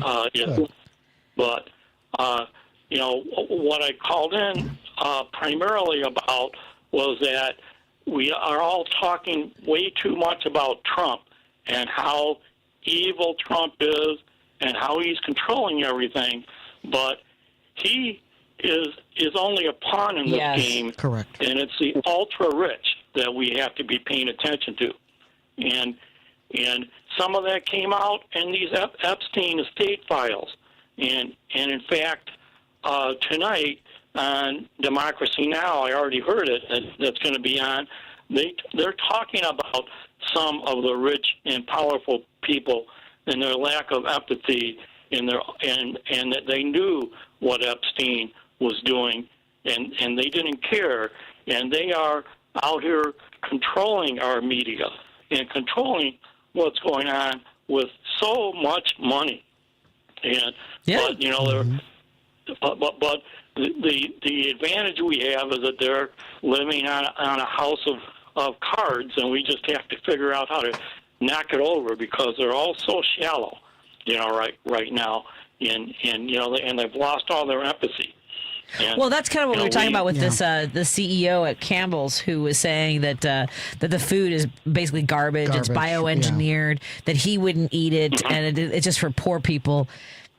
I don't know how much of that cuts through to folks, just how much disdain the rich and powerful have for. I mean, we'll see glimpses of it. Like that guy, remember, who was talking about giving out counterfeit money to homeless people. Yes. And it serves two purposes, which is, it makes them happy for a minute, and then they get arrested, which essentially was how George Floyd was murdered, was because he was accused of passing counterfeit money. Right. I'm just saying. It's not a victimless crime. No. So I mean, but like that's that rich thing of like that's sort of like haha. I mean, we've seen it before, but folks who who seem to be drawn to MAGA either identify with them because they want to be them, or feel like God has chosen them and blessed them with all this money, or they're good business people, and like that's the thing. Whenever we see talking about billionaires, MAGA will identify with the billionaires and be like, "What good ideas have you had? How many people have you employed?" They don't get it. They're manipulating the system, right, in order to extract labor from us. Community. Yeah. What was that? MAGA is a community. Yeah, exactly. That too. Yep. Is a community, and they all find that third place in that community. That's true. Talking with people in the bro networks and so on and so forth, and and we're learning how much media affects all this stuff, and how media is also making us argue with each other about all these little things, and not paying attention to who's putting all the money into the media right now. And that is just so important that we understand that and build our community right now. They're so, and on a technical end, we've got to build our community too, for better collaboration on our side. I agree. I agree. Okay. Yeah, thank you, Al. I'm glad that you hung in there for a little bit. Are you doing anything fun for Thanksgiving? I am going to go spend time with family. Oh, lovely. Well, energize, regroup, take care of yourself, and find all the joy. Will you, Al? We'll talk to you again soon. Certainly. I'll have a good one. Have a good holiday. Take care. I think I said that. Yeah, no, I'll take it. I'll take both of them. I'll take anything. I'll take all the greetings. Thanks, Al. Thank you. It's funny. During Joan's show, she was talking to the chef from Chop Shop. Yes. And so people were sending in like some of their recipes.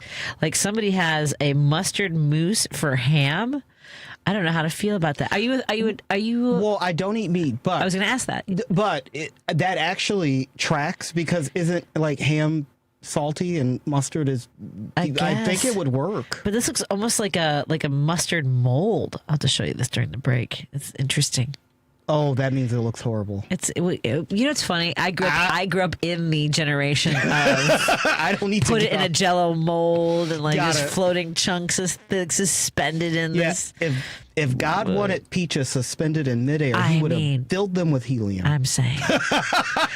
Let's see: fluff, whipped cream, cheese, coconut pecans, pineapples. That is a lot. Yeah, I love that people are putting their food on here. Jello molds are so good with cream cheese and Cool Whip too. I'm not a big Jello person. I don't know if it's because when I was young, I was in the hospital a few times. I hate and Jell-O. they make you eat Jello. Yeah, I can't eat anything that jiggles in my mouth. I mean, it's a lot. We will leave that right there. I have a texture issue. I'm the same way. I don't like it. I feel like every time I've had it, it's just been out of it's horrible. Yeah, out of duress. Yes.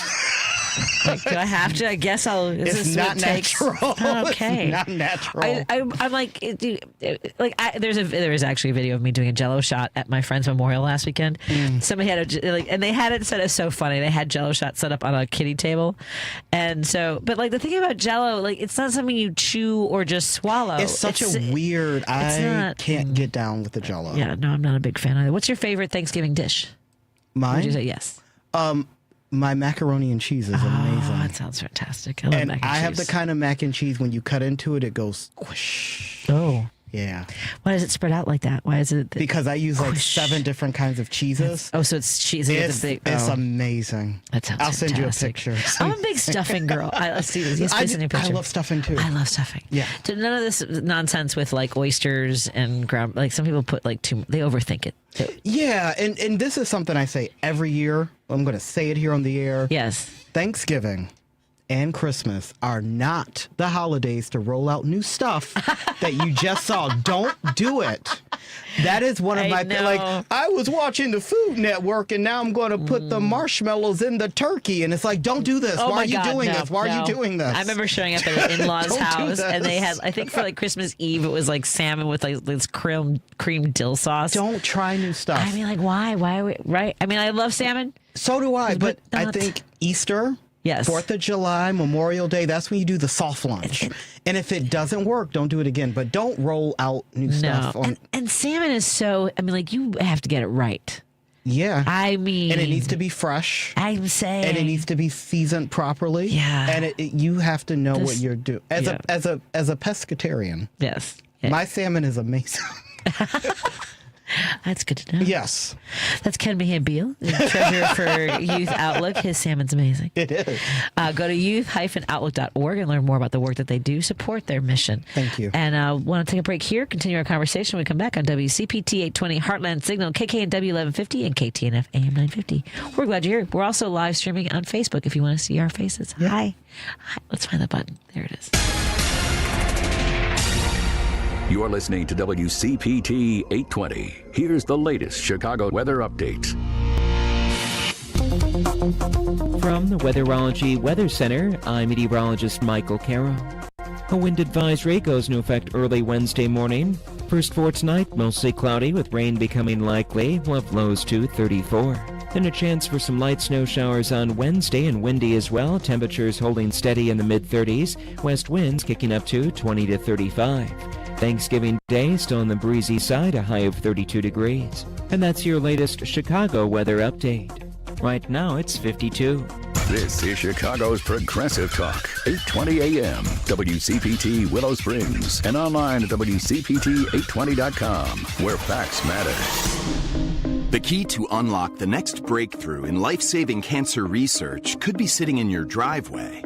Stand Up to Cancer's vehicle donation program makes it easy to turn your unwanted vehicle into funding to support innovative cancer research. These innovations lead to better cancer prevention, diagnosis, and treatment, which means we can help save lives right now. Cancer affects all of us. Today alone, 5,370 people in the United States will be diagnosed with cancer. It will take all of us standing up together to put an end to it. So when you're looking to get rid of your old car, truck, motorcycle, RV, or boat, why not donate it to Stand Up to Cancer? Donating is easy and tax deductible. We'll even tow your vehicle for free. You can be a driving force in cancer research. Donate your car today. Visit standuptocancer.org/cars to learn more. A tree can be a warrior, battling global challenges with greater courage. A tree can be a solution, cleaning our air, supporting our communities, and protecting our wildlife. A tree can be noble, growing hope in every corner of the world. That's why now is the time for trees. Millions of trees. Join our planting movement at arborday.org. WCPT 820, Chicago's Progressive Talk, where facts matter. Strong Chicago continues to lead the way with progressive values and in preserving democracy. Your support of the Minocqua Brewing Company Super PAC efforts in Wisconsin and beyond strengthens the fight against MAGA Republicans. You can now purchase progressive beers like Labor Lager, Love Wins Fruited Sour, and the Resistance IPA in Chicago at Rogers Park Provisions, Diversity Beer, Wine, and Spirits in Lakeview, Park West Liquor, Wine, and Beer in Lincoln Park, Logan Square Liquors, and Tip Top Food and Liquors in Westtown. Visit MinocquaBrewingCompany.com for all their Chicagoland locations. As always, no matter how bad our sports teams are, please drink responsibly. Patti Vasquez is taking your calls now. All right, let's hit it. At 773-763-9278. I got a lot to say. He's Driving It Home with Patti Vasquez. Thank you for joining us as we continue to drive it home. Joining me in studio is guest co-host Ken Mejia-Beal, treasurer for Youth Outlook. Go to youth-outlook.org. And every month he hosts a trivia night at Skeleton Key. Yes, and in when's the Woodridge. next in Woodridge? When is the next December event? 11th, we're having our holiday trivia, and it's going to be holidays throughout the year. It's going to be fun. Oh, excellent. Yeah. It's very fun. I love that. Twist. I love that. and Skeleton Key is a great location. It really is, and I love supporting them. They were pretty much destroyed by the tornado that touched down a few years ago, and they rebuilt. It is like the American story. So if you are in Woodridge or around Woodridge or know Woodridge, go to Skeleton Key Brewery. Great people, great owners. Outstanding. Yeah. I'm not sure what our storyteller is going to give us, but Paul in Seattle has something to share with us. I can't wait. Hey, Paul, you're on with me and Ken Mejia-Beal. What's on your mind, my friend? Oh, hey. Well, first of all, I'm okay with Jell-O, but Jell-O with stuff in it, I'm gonna gag reflex. Yep. No, I don't want any solid anything. 100%. And same. Yep. Yeah, it's because Jell-O you just kind of melt in your mouth and swallow. That's fine. And then stuffing is my favorite. Yes. But please, anybody, don't mess with my stuff. Like I don't want any chopped up giblets in there. Just exactly. Thanks. Agreed. Keep it simple. Yeah. You know, one time I saw in the New Yorker there was a cartoon that said, well, I don't see any giblets, but here's an organ donor card. And it was in the turkey. Anyway, so I like turkey, mashed potatoes, stuffing.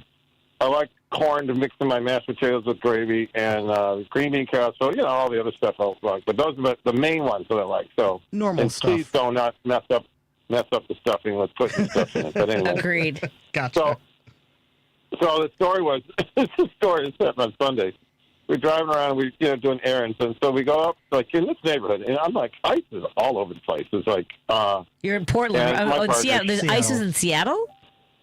Well, wait a minute. They're in this neighborhood, not just Seattle, in Kirkland. It's like, what are you guys doing? So we're driving on the freeway, and my partner, she's honking at somebody. I'm like, leave her alone. And then we see ice, and she goes, that woman was driving 35 miles an hour in the center lane. And I was like, hey, there's ice. Just knock it off. Because they will use any reason to pull you over and hassle us, right? Yeah. So then we do the interchange. We're on the 520, and then we pull over. We go into the 405, and there's another ice. And then I said, I think ice only trolls the freeways around here. And then we get off at our exit, which is right near my place, and it's right on the street. And like, there's two ice on the surface street. I'm like, I told her, just cool it. And she goes, I should pull up next to him. I said, no, you should not pull up next to him and do anything. Anyway, so we're going to the hardware store to get some stuff to hang Christmas lights. And so first we go in, Ace, True Value, whatever. And then next door is grocery outlet. So we walk next door. It's like a little strip mall there, and small. And so we go to grocery outlet. We come back out, and next to us is this big SUV, this big truck. And Elizabeth says, look at this thing. It says, okay, so here's what was on. On one side was painted a black and gray American flag. You know that one,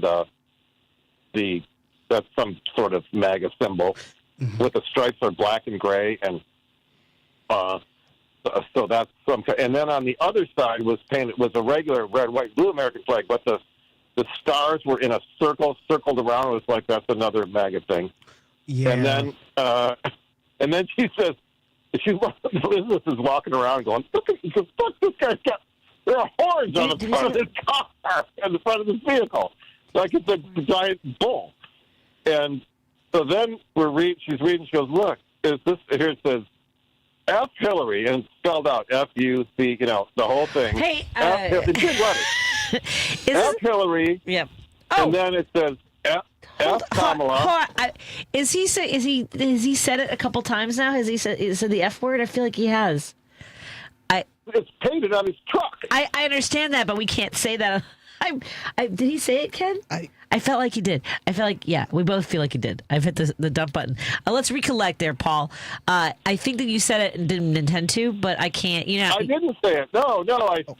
I started to spell it. So okay. I thought he spelled it out. It was the whole. It wasn't just F. It was the full word.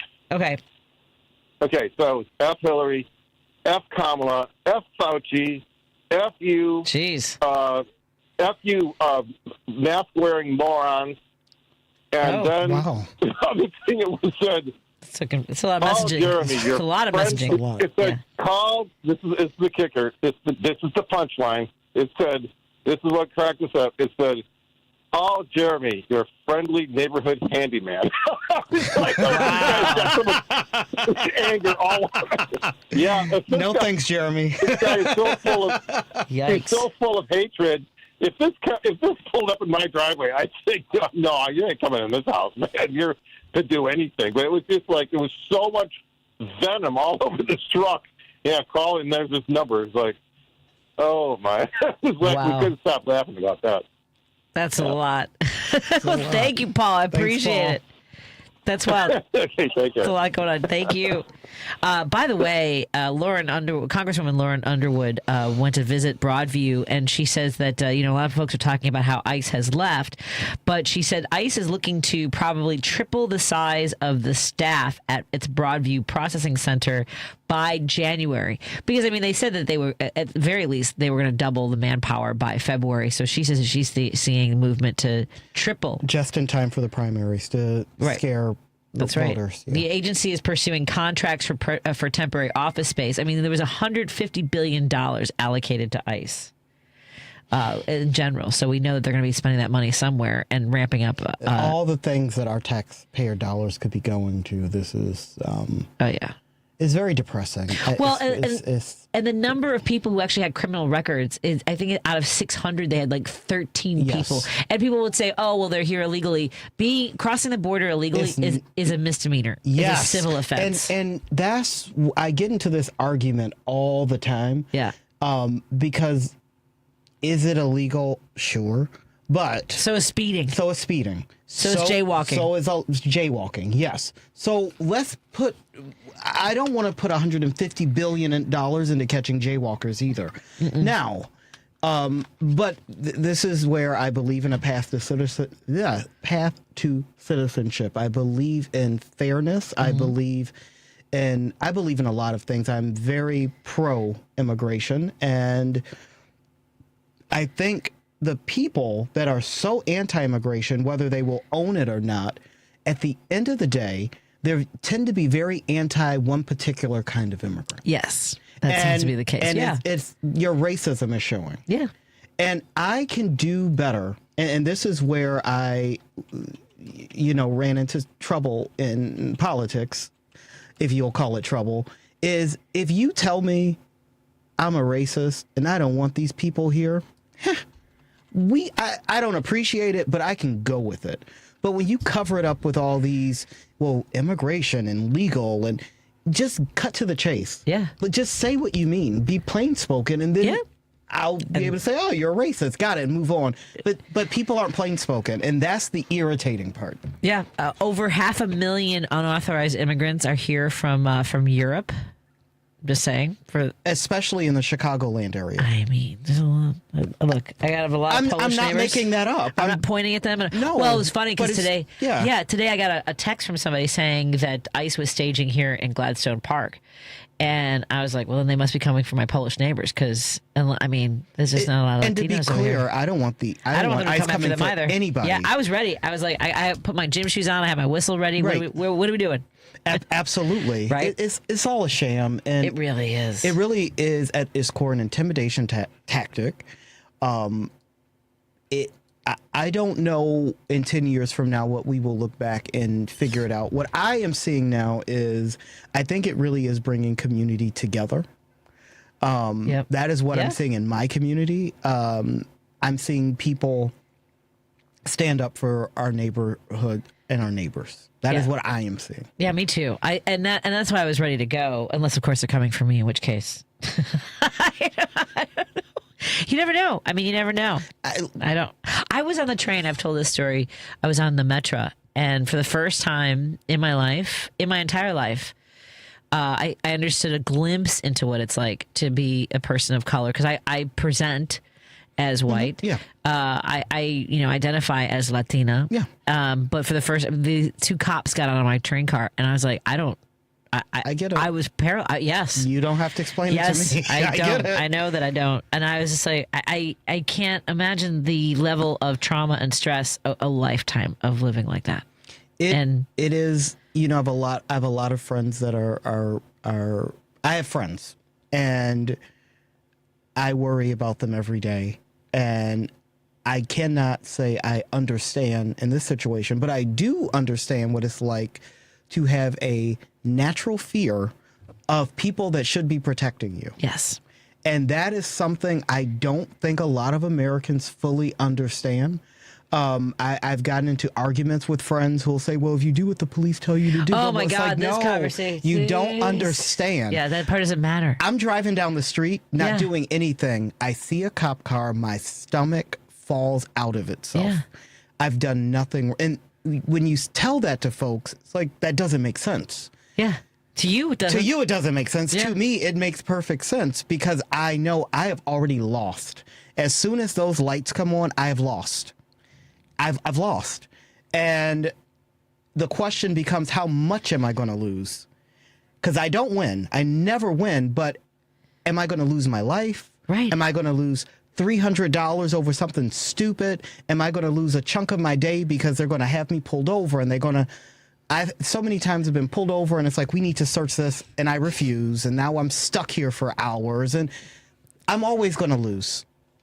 It's just a matter of how much I'm going to lose. And I don't think many Americans understand that. No.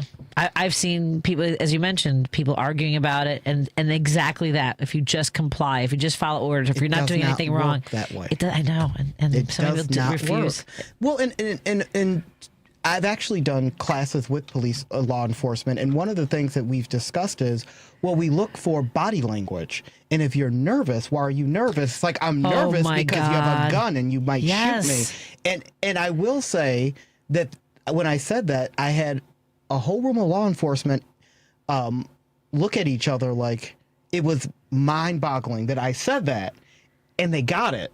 It's like, well, I'm appearing nervous because I am. Right. And it has nothing to do with anything you've done. Breaking the law. Yes. It's because of perception. And, so there are conversations to be had. And these are people who have power to take our life and liberty. Yes. Judge, jury, and executioner right there at a traffic stop. Yes, this part. Let's take a break here and continue our conversation. We're in studio with guest co-host Ken Mejia-Beal. He's treasurer for Youth Outlook. Go to youth-outlook.org. And the next event at the Skeleton Key is on December 11th. December 11th. And that will be the trivia night, the holiday edition. Holiday edition, yes. Holiday edition. I love that. More after this on WCPT 820, KKNW 1150, and KTNF AM 950. Amy Goodman reports on the news stories rarely covered by the corporate media. Democracy Now! The United Kingdom has suspended the sharing of some intelligence with the United States on alleged drug trafficking boats in the Caribbean over concerns the data is being used by the Trump administration to carry out deadly military strikes that have been widely condemned as illegal. Democracy Now! Weekday evenings at 10 on WCPT 820, Chicago's Progressive Talk. This is a WCPT Veteran Minute. When Pearl Harbor was attacked, men of all races across the country volunteered to join the fight, despite the United States Army being heavily segregated. Black enlistees were mostly assigned to combat support roles.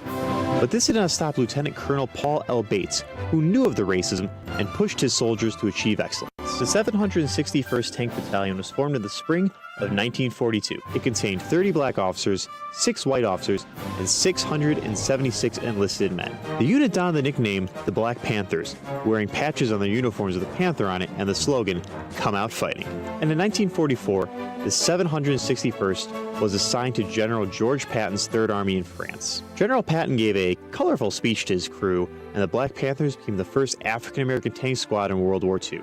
And by the end of the war, the Black Panthers had fought further east than every other United States unit, receiving 391 decorations for their heroism. Ooh, just what I needed. A mug. This time of year, what do you give? When it's your extra concert, game, or special event tickets to VetTix, you're giving our nation's brave service members and veterans an amazing experience. Give something to those who gave. VetTix.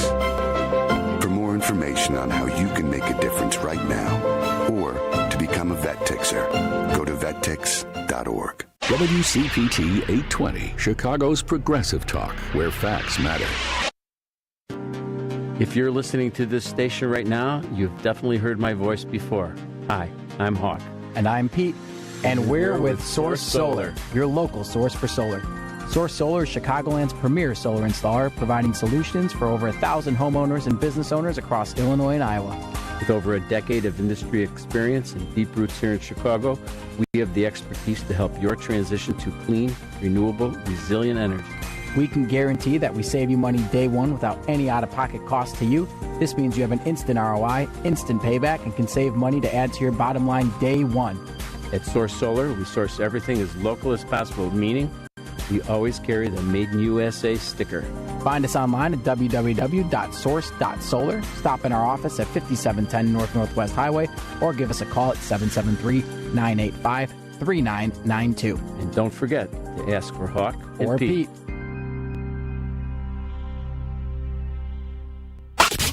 You're listening to Driving It Home with Patti Vasquez.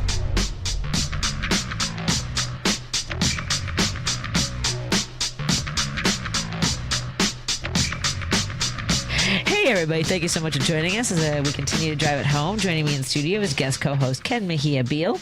I'm just working on scheduling him for filling in for me, Lady B, because I am going back to New Orleans. Yay. I'm very excited. No tornadoes this time. Snow is what I brought. I brought snow. And didn't you bring a riot? No. Okay. I don't bring riots. You brought something else another time. Yeah, well, I made my plans at the end of 2024. I had plans to go to Los Angeles and to New Orleans, and right after I booked my flights, the fires broke out in Los Angeles, and there was a shooting on New Year's Day. Okay. On New Year's Day, I knew something bad happened. Something very bad. Yeah. So I believe I have scrubbed my record as far as bringing bad juju to New Orleans, because I was also because they've been through enough. They've been through enough. Like, please. Yeah, Patty cannot be bringing all that No, stuff. please. Have you, on your visits to New Orleans, have you been to the St. Vincent Hotel? I've been everywhere. So I've done the whole tour. This place, it used to be a children's asylum. Yes. It's so pretty in there. The drinks are too expensive. That is not where I thought this was going. Were you not? Do you get St. the creepy Vincent's- vibe? Oh, yeah. It seems like a whole haunted place. Absolutely. My hair stood up. Oh, yeah. And it was very, like for 100 years, it was Yes. like, it has to be haunted by creepy kids. Absolutely. And creepy kid ghosts are the worst. The worst. Yes. Like the girl dolls that talk, like any of the, to your question about the bad things that happened when I was there. Also, the Conjuring doll was there. Remember the Raggedy Ann and the plantation house burned down while she was there. And I was there when the prison break happened, which I believe was all in the same week. There was like 10 prisoners got out of jail in New Orleans. But I believe my record has been has been scrubbed. If you go this time and nothing happens, I will love to go with you. I feel like I've gone at least twice when nothing bad happened. There might have been a heat wave. I went for a wedding. I'm okay with a heat wave. It's the other stuff. It's the prison breaks, the tornado, the snowstorm. It's that kind of stuff I'm not okay with. Well, I was also at the wedding. And I've decided this is my title, my official title. They did not give it to me. I chose it. Groomsman's handler was the groomsman was a Scottish Terrier. So I was the one walking the Scottish Terrier down the.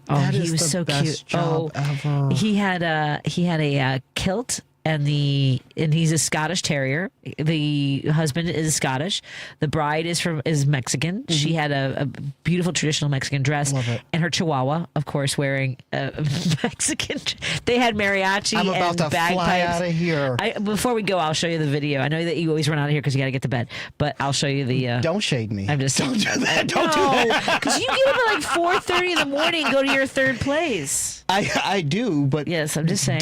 Don't be shady though. That was a little. It wasn't shady. I know you. I'm trying to protect your boundaries of. I have to go to make sure you take care of yourself. I will stay until midnight to look at dogs.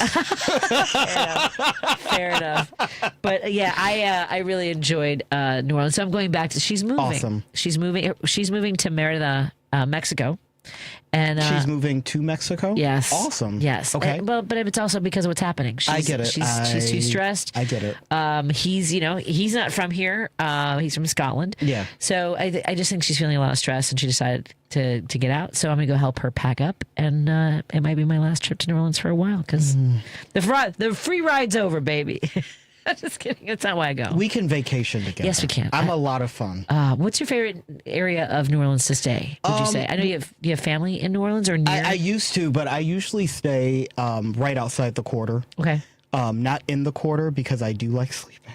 It's crazy. But I stay right outside and walk the 5 blocks. I actually stay at the hotel next to a place called Ruby's Red. So I stay at the hotel. Yeah. I'm at the hotel right across the street. Oh, good to know. All the time. All right, excellent. I walk over for breakfast and then I head to the quarter. I will say there's a great coffee shop called Perk on Rampage. Oh, like right across from the Louis Armstrong Park. Okay, I know the park. Fantastic, yeah, really, really good coffee. Okay, and really, and they're looking to open a coffee shop. They were asking me for advice on opening a coffee shop in Chicago. So they should, because we don't have enough. You can't hear the sarcasm, but it's I know. But there are parts that have we now have Percolator, which is a good coffee shop, right across from the Jefferson Park Blue Line. But between there and the Dunkin' Donuts on Milwaukee Avenue, there isn't another coffee shop. Really? Oh yeah, there's not. Wow, didn't know that. I do know that October Cafe is opening one. Oh, by the way, speaking of our local businesses, I do want to remind folks. Oh, by the way, Steve says my third place. My husband says my third place cannot be New Orleans. So Steve, come on, man. Come on, Steve. Between Los Angeles and New Orleans. I do, speaking of local businesses, I want to remind folks it is a good time to pick up your Minocqua Brewing Company products to enjoy and gather with other folks. So we've recently replenished our locations, including Captain Jack's in Worth, the Liquor Barn in Vernon Hills, Eastside Cafe, Coffee and Wine Bar in East Dundee, Beer on the Wall in Arlington Heights, AJ's Liquorland Naperville, AJ's Liquorland in Aurora, Bootleggers, I love that for a name. It's a great name. Bootleggers Liquors in Frankfurt Square. Frankfurt Square. Thank you. Arminetti Beverage Mart in Roselle, McLean Wine and Liquor in South Elgin, and you can find the rest of our all of our local destinations for Minocqua products on the Patti Vasquez Show page, where we encourage you to like our page. I was telling you yesterday that people were getting mad that they see my feed. And MAGA complaining, like, why I muted you, and I'm like, whoa. It's not, what do you want me to do? Karen, you want to see the manager? I don't have to tell you, I am not the manager. The three dots. There's 3 dots at the top. Like, right I don't of know every what post. to tell you. Click on that. I ain't gassing this social media lady. Why are you telling me? What do you want from me? And then someone was like, hey, well, most MAGA has jobs. That's why they don't know how to use Facebook. Then maybe they shouldn't be on Facebook. That's not something you should be proud of. Exactly. I mean, it's been here. Okay. Exactly. The things they flex about are crazy. Exactly. We have jobs. We're not on Facebook, and yet here you are. Commenting on Facebook, not knowing what to do. Exactly. What are your final words before Thanksgiving? What would you like? Do you want to share some gratitude? Not final words. I'm saying it 2 days, but this is be kind to yourself. Yes, I love that. Be grateful for you. Be grateful for the journeys that you've taken. Love yourself. I love that. Yeah. Be thankful for you. I'm grateful to you. I used to do a Thanksgiving show on Thanksgiving. I would have people bring all their leftovers because I was on at 11 o'clock at night. Got it. So all of us would do our Thanksgivings with our families and then gather at 11 and just have 3 hours of fun eating each other's leftovers. And that sounds like a party. It was really fun. But the station says that I'm not allowed to come in on Thanksgiving. Womp, womp. But Paul Shivari and those guys, the Sports Cubicle, Paul will be here. Yeah, Paul will be here doing their Thanksgiving show, talking some sports, and I will be. I'll be off, but I'll be here tomorrow. We have Tom Appel joining us, our car guy Tom, and what else do I have tomorrow? Let's make sure we have all of our shows lined up. But Dan Schaefer is going to join Jonas Esposito. He's with the Chicago Gay Men's Chorus, and they're doing a Holly Dolly Christmas. By the way, I might go to the one at Northeastern on December 6th. That sounds like fun. I love that. And then Virginia's Lieutenant Governor elect Ghazala Hashmi is going to be joining Richard Chu in the morning. So make sure you tune in all day long. And I'm also going to have Patrick Cortese, chair of the McLean County Dems. Yes, we chatted about it. Yes, I love Patrick. Yes. He's great. He will be on tomorrow. So thank you so much. Go to youth-outlook.org and support the work that everyone at Youth Outlook does. Thank you, Ken. Happy Thanksgiving. Happy Thanksgiving. Lady B, I'll see you tomorrow. Have a great night, everybody. Love you all. Bye. Show me them dogs. Excellent.